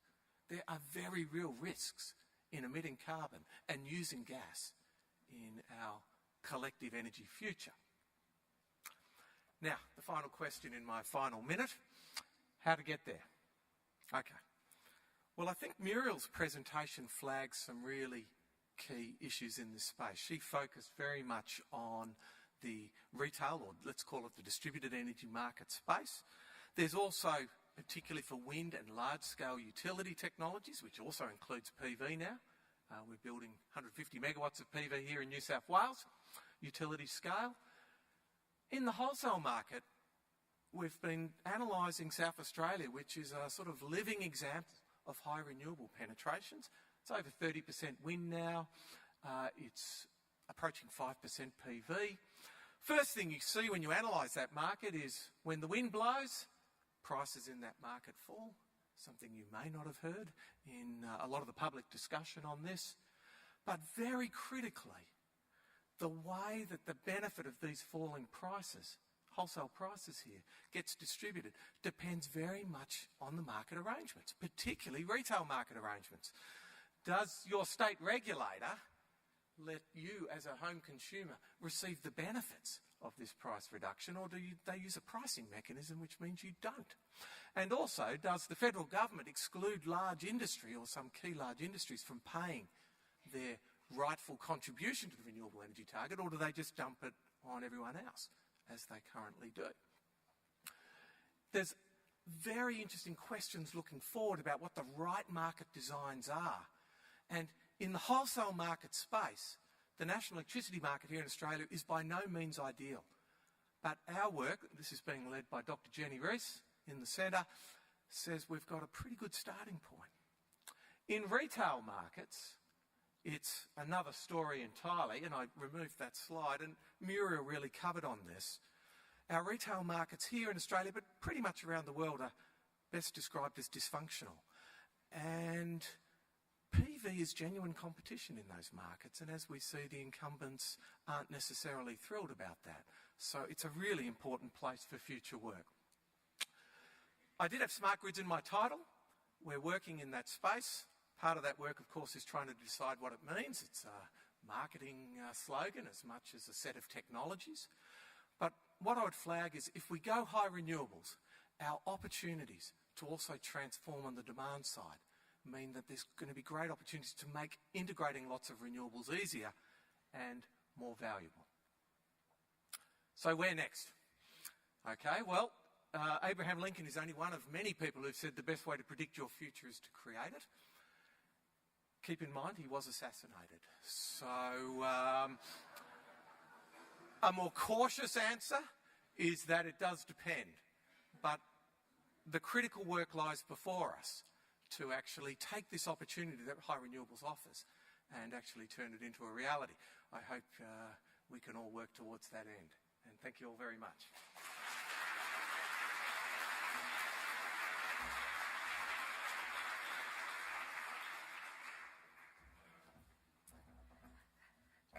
Thank you, Ian, and I love that the ending, the critical work lies before us, and probably no one's been thinking more of that than Mark Diesendorf, who's our next speaker. Mark, as you may know, has been pivotal in organising this symposium. He's the Associate Professor and Deputy Director of the Institute of Environmental Studies at UNSW. He's previously, at various times, he's been the Principal Research Scientist at CSIRO, Professor and Founding Director of the Institute for Sustainable Futures at UTS, and Director of the Sustainability Centre. His new book, Sustainable Energy Solutions for Climate Change, is available here today, and there's a special 20% discount for you in the audience. Please welcome him.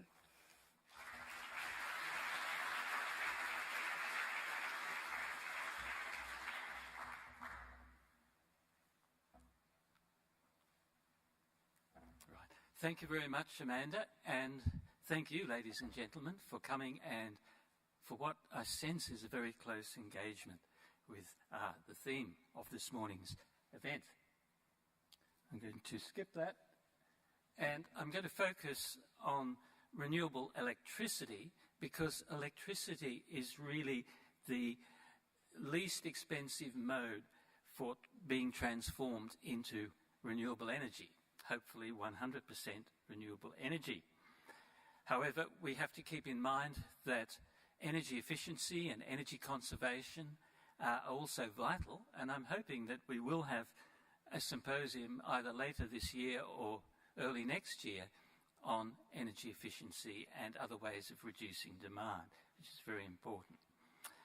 So the other modes of energy use, the other main ones are transport and heat, and they are somewhat more difficult, but even there, renewable electricity can play a substantial role, at least in urban transport, with electric vehicles supplementing better public transport and better facilities for cycling and walking. And in industrial high-temperature heat, which can be produced from electricity, and low-temperature heat from direct solar heat, which can also do cooling. So hence the focus on electricity. And renewable energy technologies are very diverse. As should be obvious to everyone, we can't run an electricity supply system on one technology alone, on wind power alone, or on solar energy alone. But when we start bringing them together, a remarkable thing happens because they have different properties, different statistical properties. When the sun isn't shining, often the wind is blowing. So if you have a set of different technologies, you can produce a system that can, under the right circumstances, be highly reliable, even without having a vast amount of storage in the system.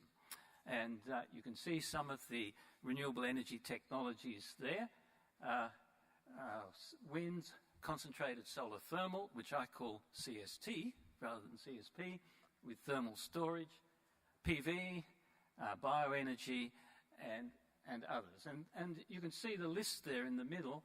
There's really a wide range of commercially available technologies. The three at the bottom with the question mark for Australia, they're not yet commercially available, but they may well become so. So hot rock geothermal, wave power, which looks very promising, and ocean currents. So diversity is very important. And we have to recognise now openly, as other speakers have said, that renewable energy is now under quite fierce attack by vested interests and governments in Australia and in several other countries. We see that our renewable energy target is under review, and that target has been the main driver, until recently at least, for renewable energy. And it's a closed review, not transparent, by a committee that many people have described as biased towards fossil fuels and nuclear. We've already heard from Keaton about the sham wind turbine syndrome, and the present government has called yet another review to give airtime to this misinformation that has been circulated there. The Australian Renewable Energy Agency funds research and development and some demonstration of renewable energy, and it is being docked $800 million by the present government, and to be fair, it was also docked hundreds of millions of dollars, not quite as much, by the previous Labor government. The Clean Energy Finance Corporation, in its first year, has been remarkably successful with the assistance of government finance, levering several times more finance from the private sector, and it appears to be making a profit. Well, that will be closed down if the government has the numbers in July. And you can see various other things. The state governments have cut feed-in tariffs for renewable energy, and although in most states the initial tariffs were actually far too high to be sustainable, now they're sort of reaching a ridiculous level where, in theory, New South Wales, an electricity utility doesn't have to pay anything for your solar energy fed into the grid, although in practice most are paying sort of between 6 and 8 cents a kilowatt hour, while retail prices are 25 cents upwards. And last but not least, and these are just the main actions against renewable energy are the circulation, the dissemination of a wide range of myths against renewable energy being circulated by politicians and others, and very heavily through the Murdoch press. So here are some of the myths, and I have a sort of nervous feeling that I'm probably following the traditional approach that Keaton pointed out is probably inadequate to handle myths by trying to explain logically why these are indeed myths. But I'll give it a go, and then we can think more about how we actually communicate that to a wider population. So you'll be familiar with the first myth. It's been propagated by fossil fuel and nuclear industries, which obviously have a vested interest in promoting what they call baseload power. It's been promoted heavily by the Murdoch press, and even by part of the Fairfax press, the Australian Financial Review. This notion that baseload power stations are necessary in a large-scale electricity supply system, and then putting down renewable energy by saying, oh, it can't provide baseload power. Well, I'll focus on that in a moment. But generally, there are these claims that it's too variable, too intermittent, claims that coal-fired power stations have to be run continuously behind wind turbines as backup, claims that renewable energy is too expensive, too diffuse, not ready, and last but not least, the myth that Muriel and others have discussed, that it's responsible for the big increases in electricity prices that we've seen.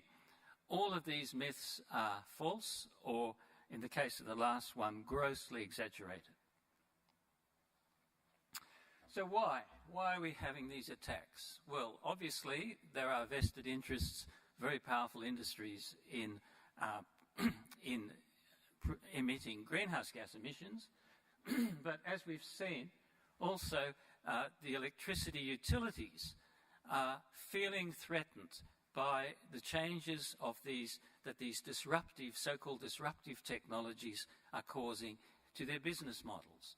And also in New South Wales and several other states, state governments receive significant revenue from the profits of the corporatised electricity utilities.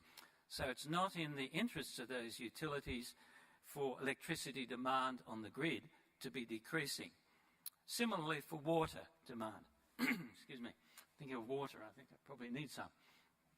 But coming to the utility concerns, both have been mentioned already, so I'll just mention them very quickly. At the utility scale or wholesale scale is what is sometimes called the merit order effect, because wind turbines are cheaper to operate than fossil fuel power stations. They get higher priority in being dispatched into the grid, and that means that coal-fired power stations generate for less time during the year. They make less profits. They also generate less during the peak periods when most of the revenue comes in. And so we have a situation in South Australia with the last figures I saw, 27% of annual electricity coming from the wind, where the wholesale price of electricity has dropped, as Ian has mentioned, and there are 2 coal-fired power stations in South Australia, as well as several gas-fired power stations, and at present one of those coal-fired power stations has been shut down, apparently permanently, and the other one is being run only for half the year during the hotter months. And so the myth that we have to run coal-fired power stations continuously to back up wind is obviously untrue from observation.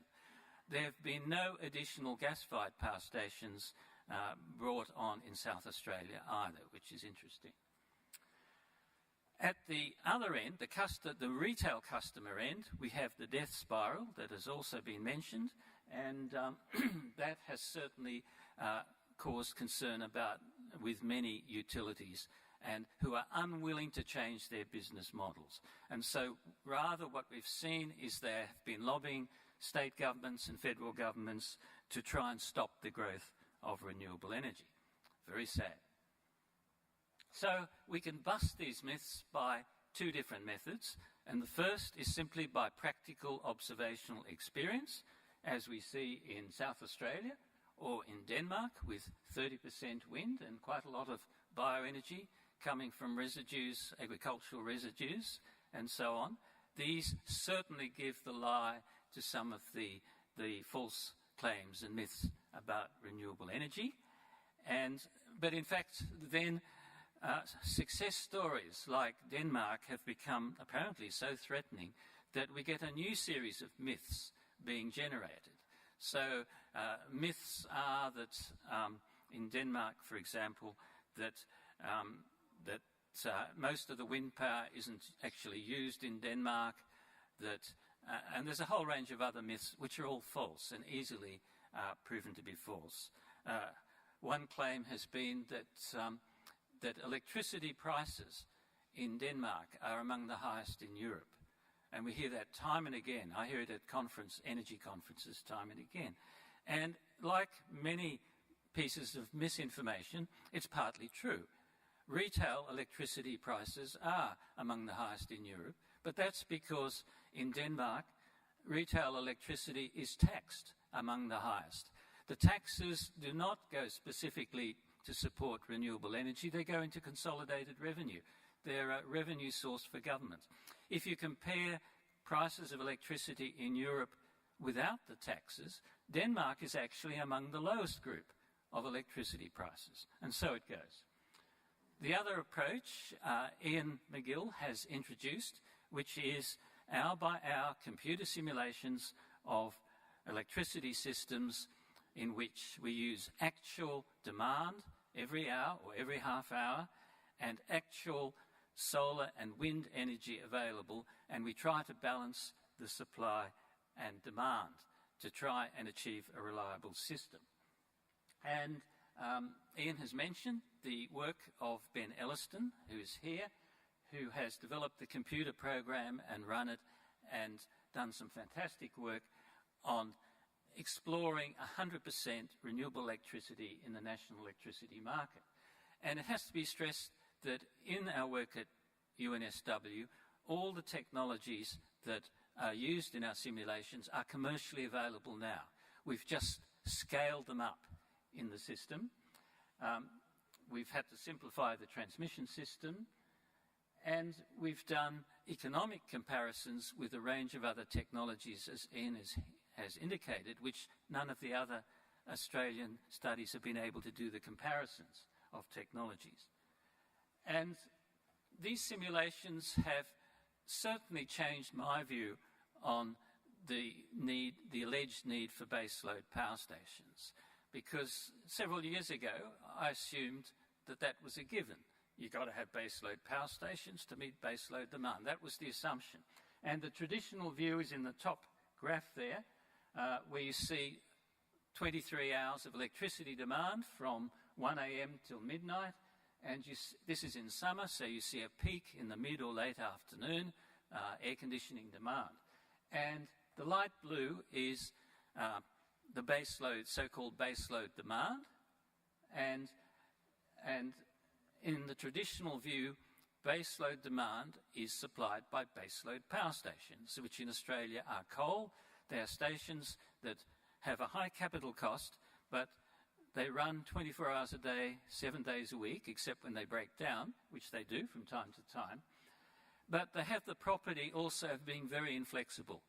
They take a whole day or more to start up from cold, and they cannot be ramped up and down in output, except at great expense, to meet the peaks. So in the traditional model, you have peak load power stations sitting on top of the base load.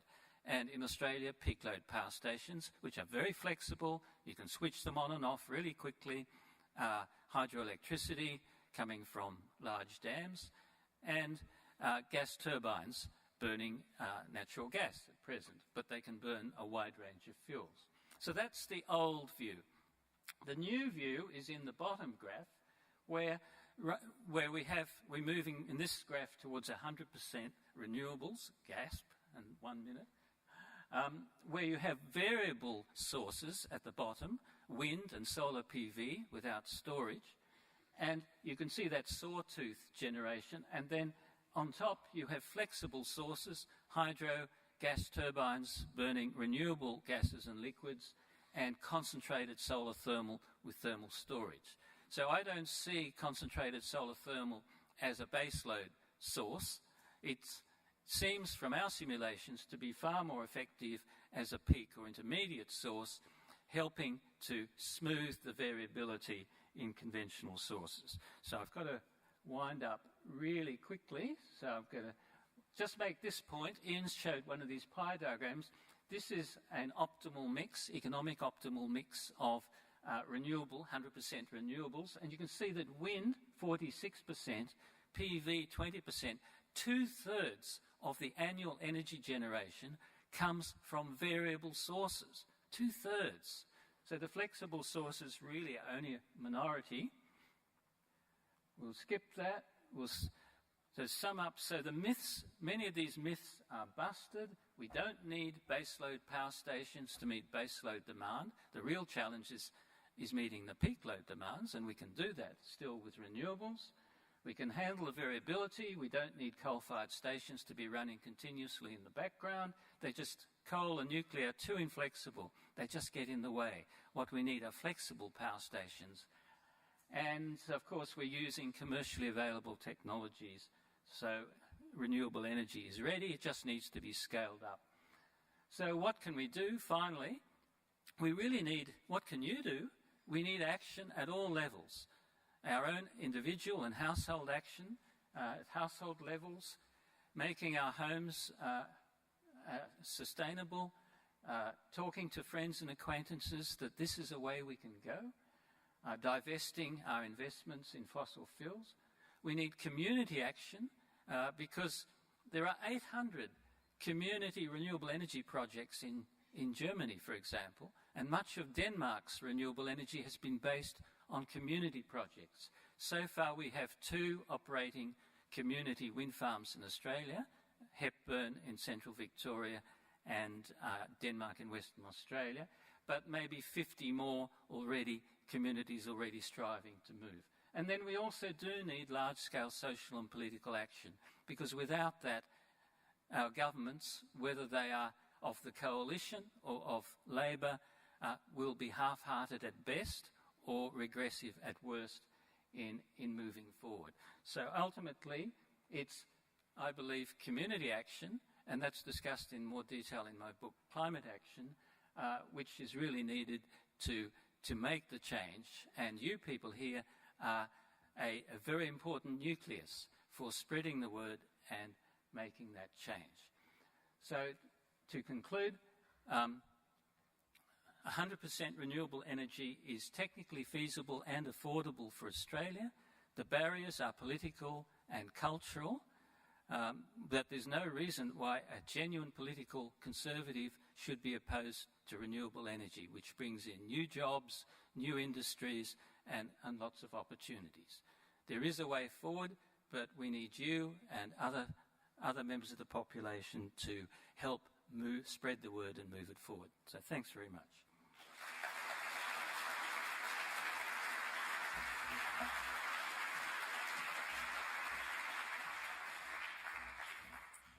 Thank you, Mark. That brings us to our last speaker, which is Giles Parkinson, who's the editor of Renew Economy.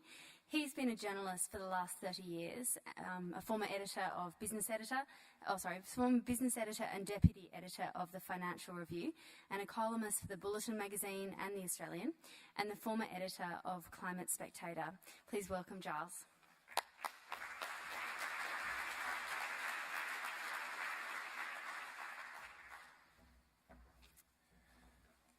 Thank you very much, and thanks for the invitation, Mark, and from the Institute. Mark asked me to get a journalist perspective or a media perspective of the barriers to renewable energy, and I sort of figured that the previous speakers would have been talking about cost integration and regulatory barriers, so I thought I might look at another barrier, which is the media itself. I'd just like to start off with a question, actually. How many people in the last week have read a positive story in the mainstream media about renewable energy? Hands up, please. That's what I suspected. How many people in the last week have read a negative story about renewable energy? How many people haven't read the mainstream media at all? There you go. Those are sort of the results I'm expecting. I'd like to take you back about 2 decades. It's when I actually joined the Financial Review in 1996. And it was about the time of the internet boom, and it was a very exciting time. It had begun, there was new ideas, there was new technologies, there was amazing egos and not a few shonky businesses. The Financial Review was one of the first people to embrace this and actually started an IT section, one of the first in the mainstream media, and I have a confession to make. I actually was there for about a week in the news conferences and listening to all this fascinating stuff, and eventually I ushered the IT editor into my office and I said, look, this sounds really interesting, but can you just tell me one thing? Just explain to me what exactly the internet is. I just don't get what it is at all. And you'll find out later why that's quite an amusing story. Anyway, the way that the media approached this technology was really quite different. There was a great case of curiosity. There was an openness. There was a willingness to explore, to discuss, to analyse, interview new people, talk about new ideas, look at new gadgets, look at new new technologies. And there's a recognition too that this was going to be quite game-changing, that this was going to pick up long-term industry models, the media itself, and the telecommunications industry and the phone industry, and turn them basically upside down. There was a lot of open debate about it at the time. And I was thinking about this the other day, and I was actually having dinner with a former editor of the Financial Review, and we were just thinking about the way that the modern media was looking at the latest game-changing technology, which is renewable energy, which is smart grids, which is solar, and the way that that is being approached. And it won't surprise you to know that it's all not really the open approach at all. It's defined in what is the common term at the moment in the current political environment of goodies and baddies. And here we go. This is something the conservative media like. Mark has actually touched a lot on this and on dealing with some of the myths, and I've just taken some of the examples. The IPCC report came out. The second version came out. The second instalment came out 2 weeks ago. That was on impacts. There wasn't a single mention in the print media, the Daily Telegraph in Sydney or the Herald Sun in Melbourne. They just ignored it completely. When the third report came out on Sunday, in yesterday the Daily Telegraph didn't cover it all, and neither did the Financial Review in their print editions. So either they didn't think it was an important business issue or not an important issue for the people, but the Daily Telegraph likes to point out that their readers are not stupid, but if they rely only on the Daily Telegraph, they're certainly uninformed. This is how the Australian actually treated the first one. It reprinted something from the Wall Street Journal which said that climate change will actually be positive because fewer people will die of cold. And Forbes magazine, which is another conservative media and was reprinted here as well, basically came out with the IPC as a joke and quoted a rival piece of research that came from the Heartland Institute, which is probably equivalent to Australia's Institute of Public Affairs and other things. This is just a small example of the myths that we talked about, that Mark talked about. Every day there's another one in the Australian on renewable energy. It's really quite a campaign. One is about junking the renewable energy target. Another one's about junking the Clean Energy Finance Corporation. It's all from the normal people. And this is over and above all the stories that you hear about some of the wind turbine syndrome stories that Keaton related. The last one actually came, which was interesting, it came 2 weeks ago from the Canberra correspondent. My understanding is she's actually the religious correspondent for the Australian, which could be a new tack in the way they actually cover this issue, because they do seem to think it's a bit of a cult. So maybe they've decided to put their religious reporter there. She was particularly attacking the the ACT government's 90% renewable energy target by 2020, which involves constructing a 50 megawatt solar park, 200 megawatts of wind, and it's just horrified suddenly the incumbents, because they suddenly realise that something's actually going to get built over the next couple of years, as opposed to what's happening with the renewable energy target. I've just missed something there. I thought, well, look, if the conservative media is okay, maybe we can find solace in the quality press. So as I was writing this, I actually turned to the Sydney Morning Herald and their website, and we probably, well, they're not a broadsheet anymore, they're actually a tabloid, and at the end of this financial year, they might not even be that. So their presence is online, and I just looked at those first two headlines, and I just thought, stupid and tosser. And I thought, well, this is the nature of the way things get discussed in the world today. I mean, what chance do we have of actually having a decent conversation about some of the important issues we have? Mind you, the tone of the two articles on the right about what the Duchess was wearing and how Julia Louis-Dreyfus looked in the Rolling Stone was much more measured and considered than the reports on the bigger issues. Another part of the quality press, the Financial Review. This is an article that horrified me at the time, and I still remember it. It was published in the first week after the appointment of their new editor-in-chief, who I actually worked next to for 10 years in the Financial Review, and he went off to the Australian and then came back to the Financial Review. And this is a story that he commissioned, and basically it was their front page lead. I'm sorry I can't actually get a copy of the paper, but they're no longer available online, and I no longer have a subscription. And it was just basically based around another one of these myths, which is just an invention by the IPA that somehow the renewable energy target would add 50% to electricity bills. Well, I mean, even in the most negative assessment, it might add 5%, maybe a bit more, but it'll probably actually have a greater benefit in reducing wholesale costs, as Mark went through before with the merit order effect. So the 50% comes from nowhere, is just completely unjustified, but formed the basis for a front page lead story which had no other premise apart from that unsubstantiated statement. You think it might disappear, but it didn't, because here was Judith Sloan a couple of weeks ago in the Australian, talking about the very same thing. It's the last paragraph which is the key. According to my calculation, depending on the assumptions made about the cost, blah, blah, blah, prices will rise 25 to 40% higher than would be the case had the RET not been in place. Well, all the studies actually show the opposite. But she doesn't actually produce her studies or her calculations or whatever. She just simply says that as a matter of fact. And here it is on the ABC. It's the same guy, Birchall Wilson. Well, no, sorry, same premise. Different person. Birchall Wilson is the chief economist from the Australian Chamber of Commerce and Industry, who I had to go at once for an extraordinary attack on renewable energy.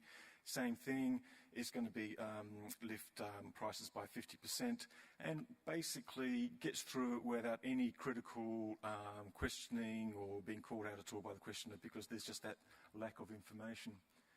An interesting thing about the ABC is that I remember appearing on Lateline a couple of years ago, and I was followed immediately afterwards in my 12-second grab by the Institute of Public Affairs, and I talked to the reporter afterwards, and I said, well, how come the IPA was on there after me? And she said, well, look, we tried to get someone from the opposition, the coalition, the then opposition, to talk about energy, and we approached about 2 or 3 different people, and each one of them said, no, well, if you want to talk about energy policy, go to the IPA. I was horrified, and I still don't understand why that actually wasn't a story in itself. And I think we're probably seeing now in the policy and some of the measures that Mark highlighted, with what's happening with the renewable energy target arena, the CEFC, and just about everything else, that the policy is being directed by people very close to the IPA. This one actually I should have had before, after the Financial Review. This is actually, look, I don't want to pick on Angela. I actually hired her 15 years ago at the Financial Review, so, and she's a very nice person. But she's the energy reporter for the Financial Review, and I understand that it's a business paper and there's $50 billion worth of investment in the gas industry, etc., therefore it's important, it's worth writing about. And to be fair to her, she has given the renewable energy industry some voice, in particularly in the last couple of months. But this is her Twitter, and this is her Twitter handle. It's a LNG carrier, which is an interesting focus. And I actually went back through her tweets over the last 10 months, and out of several hundred tweets, I didn't count them all, there was 2 which related to renewable energy. And the issue here is not so much whether she's doing a good job or not, it's just the position of the main business paper in the country. There's a lot of investment going into the gas industry, but we know, there was a great report which I reported on last week from Sanford Bernstein, pointing out that solar PV is now cheaper than gas and oil and most other liquid fuels in Asia. And while it has an infinitesimal effect on demand at the moment, we've seen what's happened in the electricity industry, just what 1 or 2% of solar can do to prices and to the business models of the incumbents. And Sanford Bernstein actually said that within 10 years we could actually see energy price deflation, and that has enormous impact on what's happening, the investments in LNG, which are long-term investments, and should also have an impact on some of the coal mining investments that are also proposed up in Queensland. Why is this important? Because people read this stuff and they believe it. Here's Dick Warburton. Here's another one, I think. He's the renewable energy czar from Tony Abbott. He's the guy that's actually reviewing the renewable energy target on behalf of him in cohort with a fossil fuel lobbyist. He's a great proponent of nuclear power. He doesn't accept the premise of climate change, thinks it's not happening, and he actually wrote a big 5,000-word piece for the Quadrant magazine a couple of years ago, dismissing climate science and also proposing nuclear and having a whole bunch of complete mythical views about the cost of electricity. Basically, nuclear and coal are 4 times the cost of what he said it is. Wind power is half the price. Gas is probably about the same. It's gone down and gone back up again. This is actually in the US. And solar power is probably a quarter, or no, say a half price, but getting down to a quarter with some tax incentives in solar. I ran out of grass.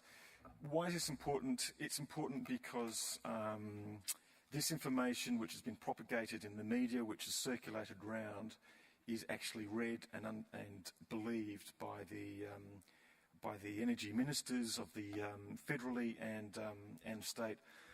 I interviewed the one recent former energy minister in New South Wales, and it was just after he was appointed in the job, and I sat down and said to him, look, it must be really exciting being a minister in industry with so much dramatic change and so much excitement, new technologies and what have you. It's just going through this fantastic transformation, and it must be really great. And he sort of looked at me and he looked at his advisor and he went, huh? What are you talking about? And he gave a speech later on that week to a renewable energy conference, actually, entitled Why New South Wales is a Coal State, and will remain so. But it's amazing. I mean, I have talked to a lot of energy advisors, policy advisors to energy ministers. The frightening thing is that a lot of these people are former media people, former journalists, and they're just so uninformed, and it is really quite frightening. And that is possibly one of the, that's important because as we're going into a crucial part of the policy churn and the policy environment, these issues are just not being debated. You know, Muriel and other people have gone through all the issues that are facing renewables, and particularly distributed solar. It's very complex, it's very complicated. They demand to have proper analysis and proper discussion beyond what is good and what might be considered to be bad. Fortunately, I think that with the proliferation of rooftop solar and the fact that it's on 1 in 5 houses in some states and 1 in 4 houses in other states, is actually changing some of the conversation. I'm thinking in particular of a Courier Mail story a couple of weeks ago when the government came out and sort of demonised solar once again for the rise in electricity prices, and that was run sort of, basically dutifully by the Courier Mail, and the feedback that they actually got from their readers was quite damning. They just said they actually called it out for the nonsense it was. And I actually think that actually gives a lot of hope that it's going to be the population who's going to see through what the media is writing and hopefully actually influence it to write a bit more properly about it. One final little anecdote, and it goes back to the Financial Review where I started, and in the internet, my last job there was actually, funnily enough, considering my knowledge of the internet when I started, was running their website, afr.com. And I caught on pretty quickly, and it was actually quite progressive. And it was very successful. It made money, it drew in more subscribers. We had all sorts of quite innovative things, sort of audios and videos, even something on Channel 10. And in 2004, the paper, which had instigated the coverage of the IT boom and this whole sort of transformation, decided to close afr.com. They thought that if they could actually close their website, then maybe the internet would go away.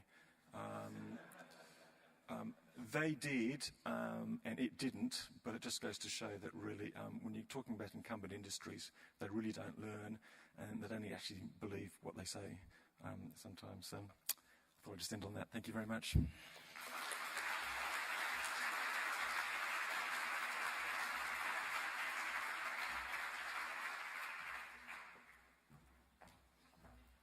Thank you, Giles. We're now going to move into the second panel session. So again, have a think about what your questions are, and we'll have a roving mic coming around. Giles, I had a question just following from your speech. You gave quite a damning account of where the media stands in this, particularly the print media with the Australian and the AFR. With the work that you're doing, what do you see as the solution or the way forward in that? With the media? Yeah. Geez, I don't know. Look, I just hope that... I don't know. Look, I actually don't know what the solution is for the media. I think it will have to come from the voice of the people. I just think the sort of the response that we saw in the Courier Mail to that article, it was actually quite damning. It was almost quite unanimous, and it was quite an eye-opener for me. And I just realised that these people wouldn't be conned up to a certain point, because you're getting all this knowledge now from people, so they understand that this sort of this...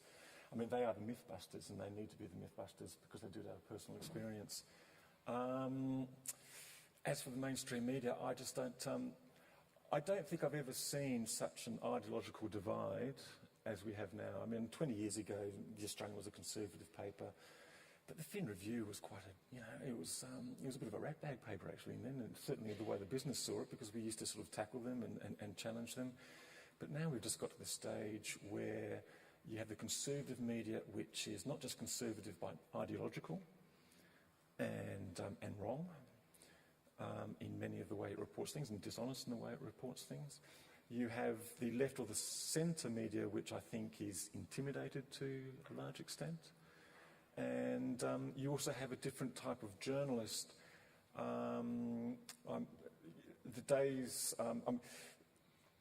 About 15, 20 years ago, there was a new breed of journalists that came into the industry, which tended to be people from the lawyers and accountants and from other areas of industry, and they just seemed to like the idea of being a journalist for the power and the influence that it might bring them, rather than for the curiosity and the storytelling, which once I thought was the main reason for people to become a journalist. And I think we're seeing the effect of that change, and generational change. Mm-hmm. There's a question in the middle.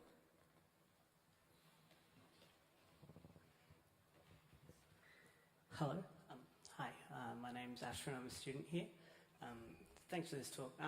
This question is directed to Kahan and Giles. It requires one quick sentence of background. I mean, it seems quite obvious that facts aren't so useful in communicating with the public, given how easy it is to make up false facts and how much effort needs to go into correcting them, and how much studies need to go into creating things that discredit those myths, how much easier it is to churn out false facts. Also, given the fact that denialists are very effective at using discrediting mechanisms, to discredit the institutions such as the IPCC and so on, and talk about fake vested interests and so on. I'm wondering, just to try and understand more explicitly about the techniques that you guys are seeing and using as being effective, whether better leverage points such as pointing out vested interests within the other, like focusing more on vested interests within coal lobby groups and so on.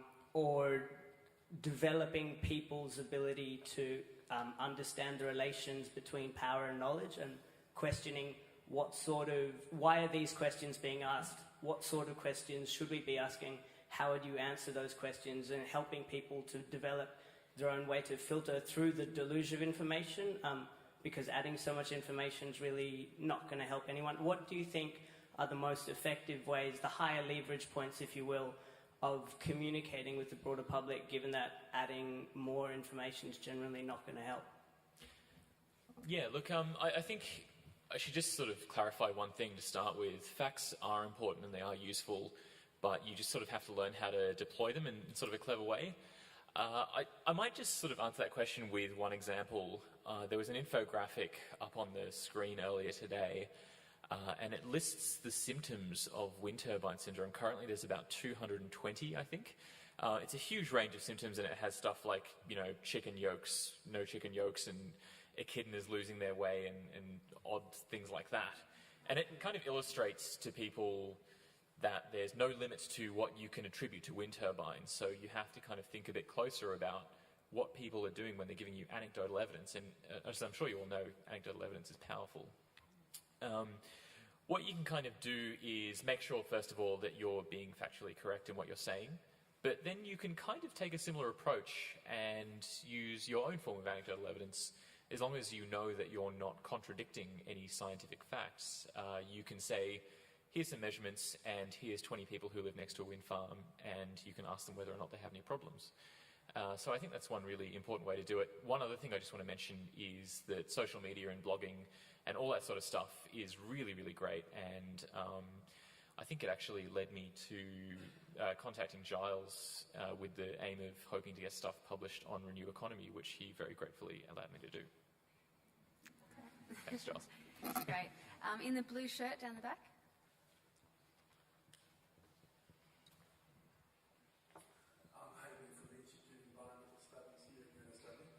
My question is actually to Mark, would really like to bust another myth, which is in coming out of academia, that because of the problems of climate change, we have to resurrect the nuclear dream. I wonder if you'd like to comment in terms of cost, whether it's really carbon-free nuclear waste and slowness to it? Well, very briefly, I'm certainly very sceptical about nuclear power playing any additional role in cutting greenhouse gas emissions. And I guess in a sentence, because it's too dangerous, it's too expensive, it's unnecessary. We don't need baseload power stations, and that's one of their main selling points. And in the long run, the existing nuclear technology is becoming a significant carbon dioxide emitter. Not the operation of the actual reactors, but we're running out of high-grade uranium ore. And as they go to low-grade uranium, they mine it and mill it using fossil fuels, usually diesel, and that's going to significantly increase the greenhouse gas emissions.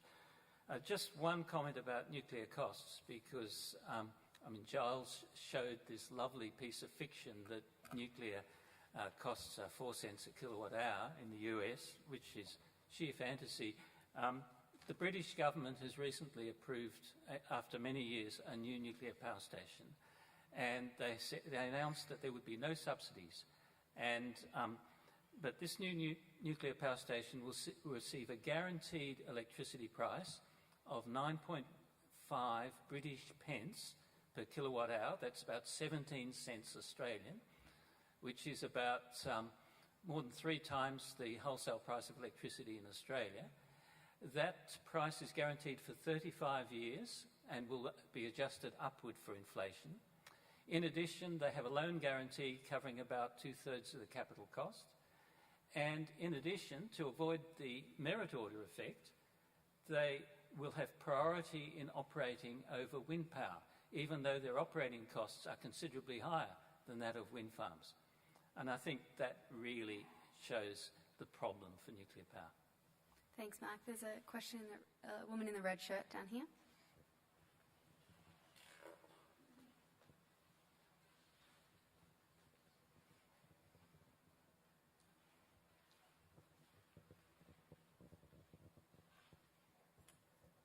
Thanks. My name's Janet Ellis. I'm just a concerned citizen, if you like. My question is about South Australia. We've heard quite a lot about the high rate of renewables in South Australia. Just two questions. First of all, obviously the wind must blow there a lot, but other reasons why South Australia has taken up renewables in the way that it has. And secondly, did the population of South Australia embrace that? And do they embrace it now? And what are the factors that may have changed the minds of people in South Australia if that's happened? I'd just be interested in comments. Ian, do you want to take that one? Yeah, but I'm sure Keaton might have something to add as well. Why renewables in South Australia? It certainly has an excellent wind resource, as those who've been down on the coast there, but also even inland. There's some significant wind farms inland in South Australia as well. Very supportive local and state governments, I think, were critical as well. And fairly high prices in that region of the market as well because of the very important role that gas generation plays in South Australia. But a very key part has been supportive local councils and state government, fairly straightforward planning arrangements. Of course, these things are changing. And lots of land where wind proved to be a very valuable thing to do with some land which was fairly marginal in terms of some of the other purposes it might be put to. And then for PV on the roof, very high retail prices. I think a supportive public and again supportive state and local governments, and a great solar resource as well. Yeah, look, I might just add two things. First of all, South Australia is just sort of borders on this area called the Roaring Forties, and there's just huge, amazing wind speeds there. So it's a really good idea to build lots of wind farms, and I'm sure we can build a few more in that area. The planning environment, as Ian mentioned, is pretty friendly. I think it's worth mentioning the Victorian and New South Wales planning environments as well. So in Victoria, there's a 2-kilometre setback for wind farms, and in New South Wales, there's a 2-kilometre gateway process proposed as a draft guideline. So unfortunately, those planning schemes are likely to stifle the development of wind energy in Victoria and New South Wales. So it's a little bit sad, and I think South Australia is just a good example of what you can do when you have a scientific planning assessment process rather than a more absolutist one. Down the front here.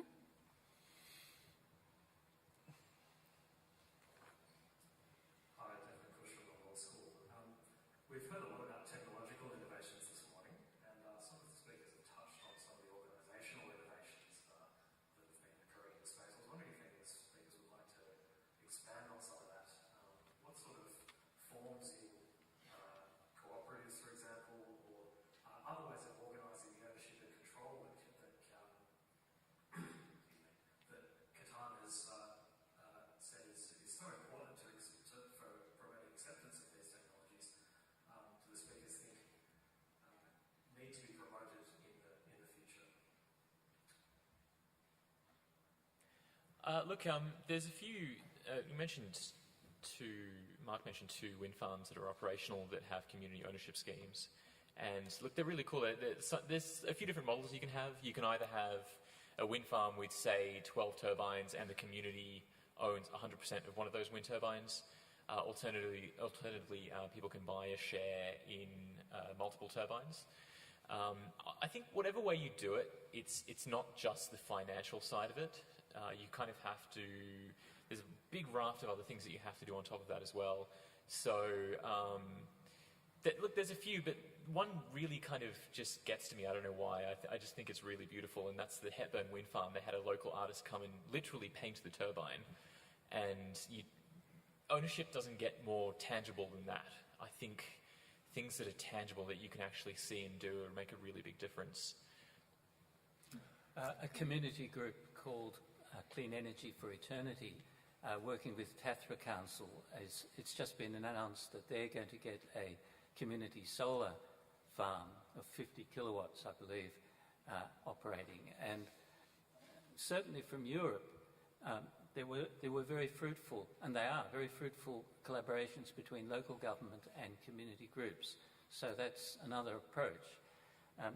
We actually, at the University of New South Wales, there are actually 2 PhD students looking at what we can learn from the experiences in Europe of community renewable energy and how we can use that knowledge to break through the barriers here, because it has been so successful in Europe. It's really been the basis of particularly the wind industry, and in Germany to some extent the solar industry there. So I think this is untapped potential, and as the solar PV speakers indicated, the main focus in Australia with PV has been at the residential level, but there is really huge potential at the medium scale, whether it's community projects or commercial buildings, which have a lot of roof space and use electricity only during the daytime, and so they can offset their electricity bills without worrying about the lack of feed-in tariffs. Yeah, look, I might just add 2 things. I think one is with households, we now have 1.2 million generators in the national electricity market. And in terms of ownership, owning their systems, some of them do have leasing arrangement, a lot of it's ownership. And really, in some ways, building up what we call it, a new institutional capacity in terms of solar citizens and so on, something that Giles flagged. If we go back to South Australia, 1 in 4 dwellings now has a PV system on the roof, and this is a real game changer.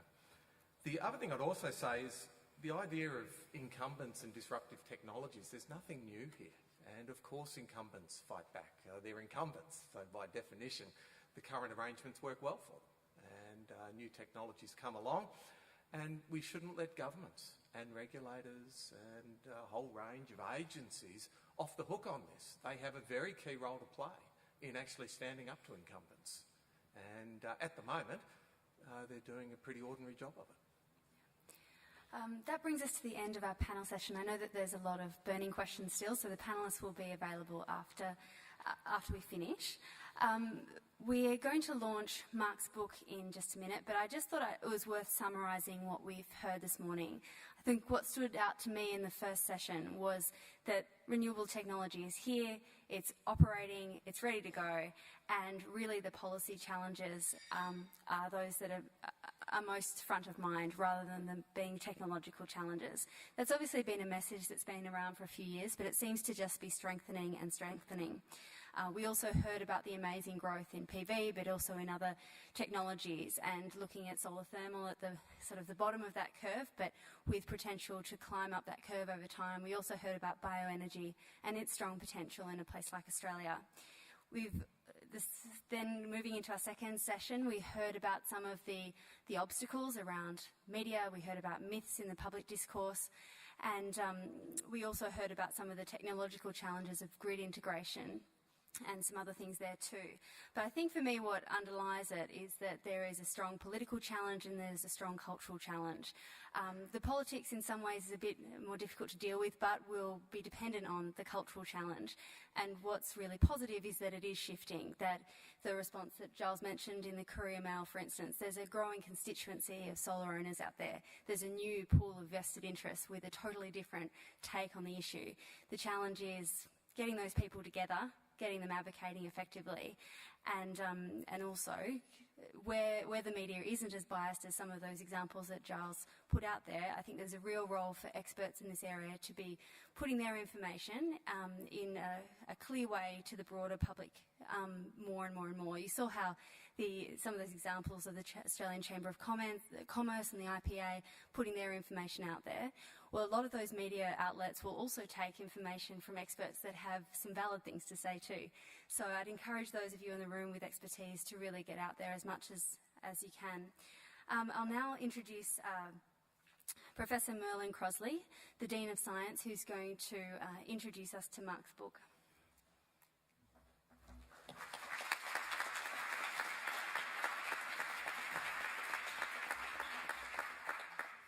Thank you very much, Amanda. So thank you, everyone. Thank you for your contributions to today's symposium. Thank you for your contributions to sustainable energy technologies and your contributions to the knowledge about how we can transition to renewable energy. I'm here to launch Mark Diesendorf's excellent book, Sustainable Energy Solutions for Climate Change. I congratulate you, Mark, on this book and for using the forbidden words climate change in the title. I was very glad to see them. Mark's book is about sustainable energy technologies, and on the back cover, he states that we have the technologies, but he asks whether we have the will to implement them. I think the answer is not yet, but I believe that we will reach a tipping point and we will gradually embrace these new technologies, and that Australia can play an important role in this. We have been a world leader in solar energy. UNSW, Stuart Wenham and Martin Green have led photovoltaics, and David Mills, once from Sydney University, did pioneering work on thermal solar energy. Work on solar energy and models, as Marx describes, for implementing solar energy solutions will continue in Australia. There are many reasons why transitioning away from fossil fuels to renewables is an extremely good idea. I am a biologist. I first learned about the effects of burning coal when I had lectures about evolution and the black and white forms of the pepper moth, Biston betullaria. Burning coal turned everything black with soot, and the black moth of the moth thrived while white moths became uncommon. Then changes were made and pollution by carbon, soot, was reduced and the white moths came back. So pollution by soot was the first reason to transition away from fossil fuels. Another reason is that fossil fuels will gradually run out and their prices will increase. This could send our economy into a roller coaster where oil prices rise and costs increase, triggering a recession. As the recession recedes, oil prices may again rise and higher each time. If we can develop alternative energies, as we are doing, this will help and give us a more stable economy. There's another reason. The complex hydrocarbons are useful for making other things like plastics, as well as they are for burning. I was fortunate recently to go to the Opera House and see La Boheme, where the penniless singers burned even their chairs and their scripts for warmth. One can make much nicer things out of hydrocarbons than just using them as fuel. One can make chairs and songs, and sometimes it is best not to burn these complex chemicals. We will look back and people will be aghast that we burned all this precious material. And there are other reasons. Even if we forget about climate change for a second, carbon pollution explained the blackness and rise of the dark form of the peppered moth. Now we face carbon dioxide pollution. Carbon dioxide is a greenhouse gas, and as the most recent IPCC report explains, it is not in our interest to continue pumping ever more carbon dioxide out into our atmosphere. And if you need one more reason that will appeal to many people, then let it be profit. Investing in sustainable energies could end up to be the best investment we ever make, not just in terms of conservation and climate change, but in terms of manufacturing and productivity. It is much better that we in Australia make and sell these technologies rather than being forced to buy them at prices set by others. Mark's book is important because it explains what each of us can do, and it explains how, as a society, we can transition away from fossil fuels to sustainable energies. He discusses solar, biofuels, wave and wind energy. I'm a great fan of wind energy. I think wind farms are absolutely beautiful, and I was amazed to hear that people blame them on creating chicken eggs without yolks. It's simply bizarre. Alarmingly, in table 3.1, Mark explains that his work is not the first book or study to show that transitioning to sustainable energy is possible. Other studies have demonstrated this, and he lists 3 pages worth of studies from 2000 onwards that explain how we can transition. Mark shows how energy saving is an important part of the solution, and he cites the wonderful efforts made in California and how that has helped their energy consumption. He refutes so many myths about sustainable energy, like PV. He refutes the myth that it costs more than it gives. The myth that wind turbines cause illness has been refuted by the NH and MRC. The myth that we are not ready to implement large-scale solutions, and he makes comments about nuclear energy, as we've just heard. He also blows away the recurring myth that Australia is the only country in the world involved in carbon trading, ETS and carbon schemes. He lists 8. On table 8, he lists about 15 countries that have such schemes in place, and we're not ahead of the game in this. Finally, Mark explains at the end of the book what each individual can do to save energy and to drive the transition. But the change will not be easy. But we have changed before. In historical times, the world moved away from an agricultural society to an industrial one. Countries changed from slave economies to employment, from empires supported by colonies to global trade and world markets. More recently, there's been a shift we've seen from coal power to gas usage. But we continue to burn fossil fuels, and the rate at which the world is moving presents a major challenge for us. Mark's work and your work and efforts at the symposium today all help us to reach this tipping point. My hope is that the technologies will be developed and will be adapted and adopted, and we will have a key role to play. But they will only be adopted if the culture, as Amanda said, and the climate is right. I hope the climate will be right. I hope it will be our balmy autumn climate, and not too hot and not too cold, but just right. But hope will not be enough. We should all read Mark's book and follow his advice. Thank you very much.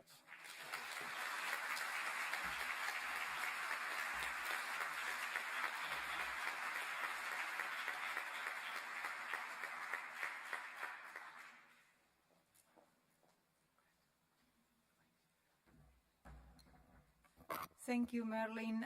I think Mark has done an excellent job, and I guess we are very privileged as the Institute of having a person like Mark, who is an excellent, not only an excellent researcher, he's an excellent communicator.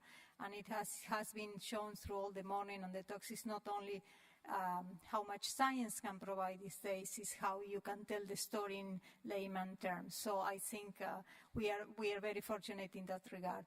So with this, we conclude the session. We are extremely pleased, CEEM and IES, of the great audience we had this morning. All the chairs have been full for the whole morning, which means that we have over 300 persons sitting and listening and learning.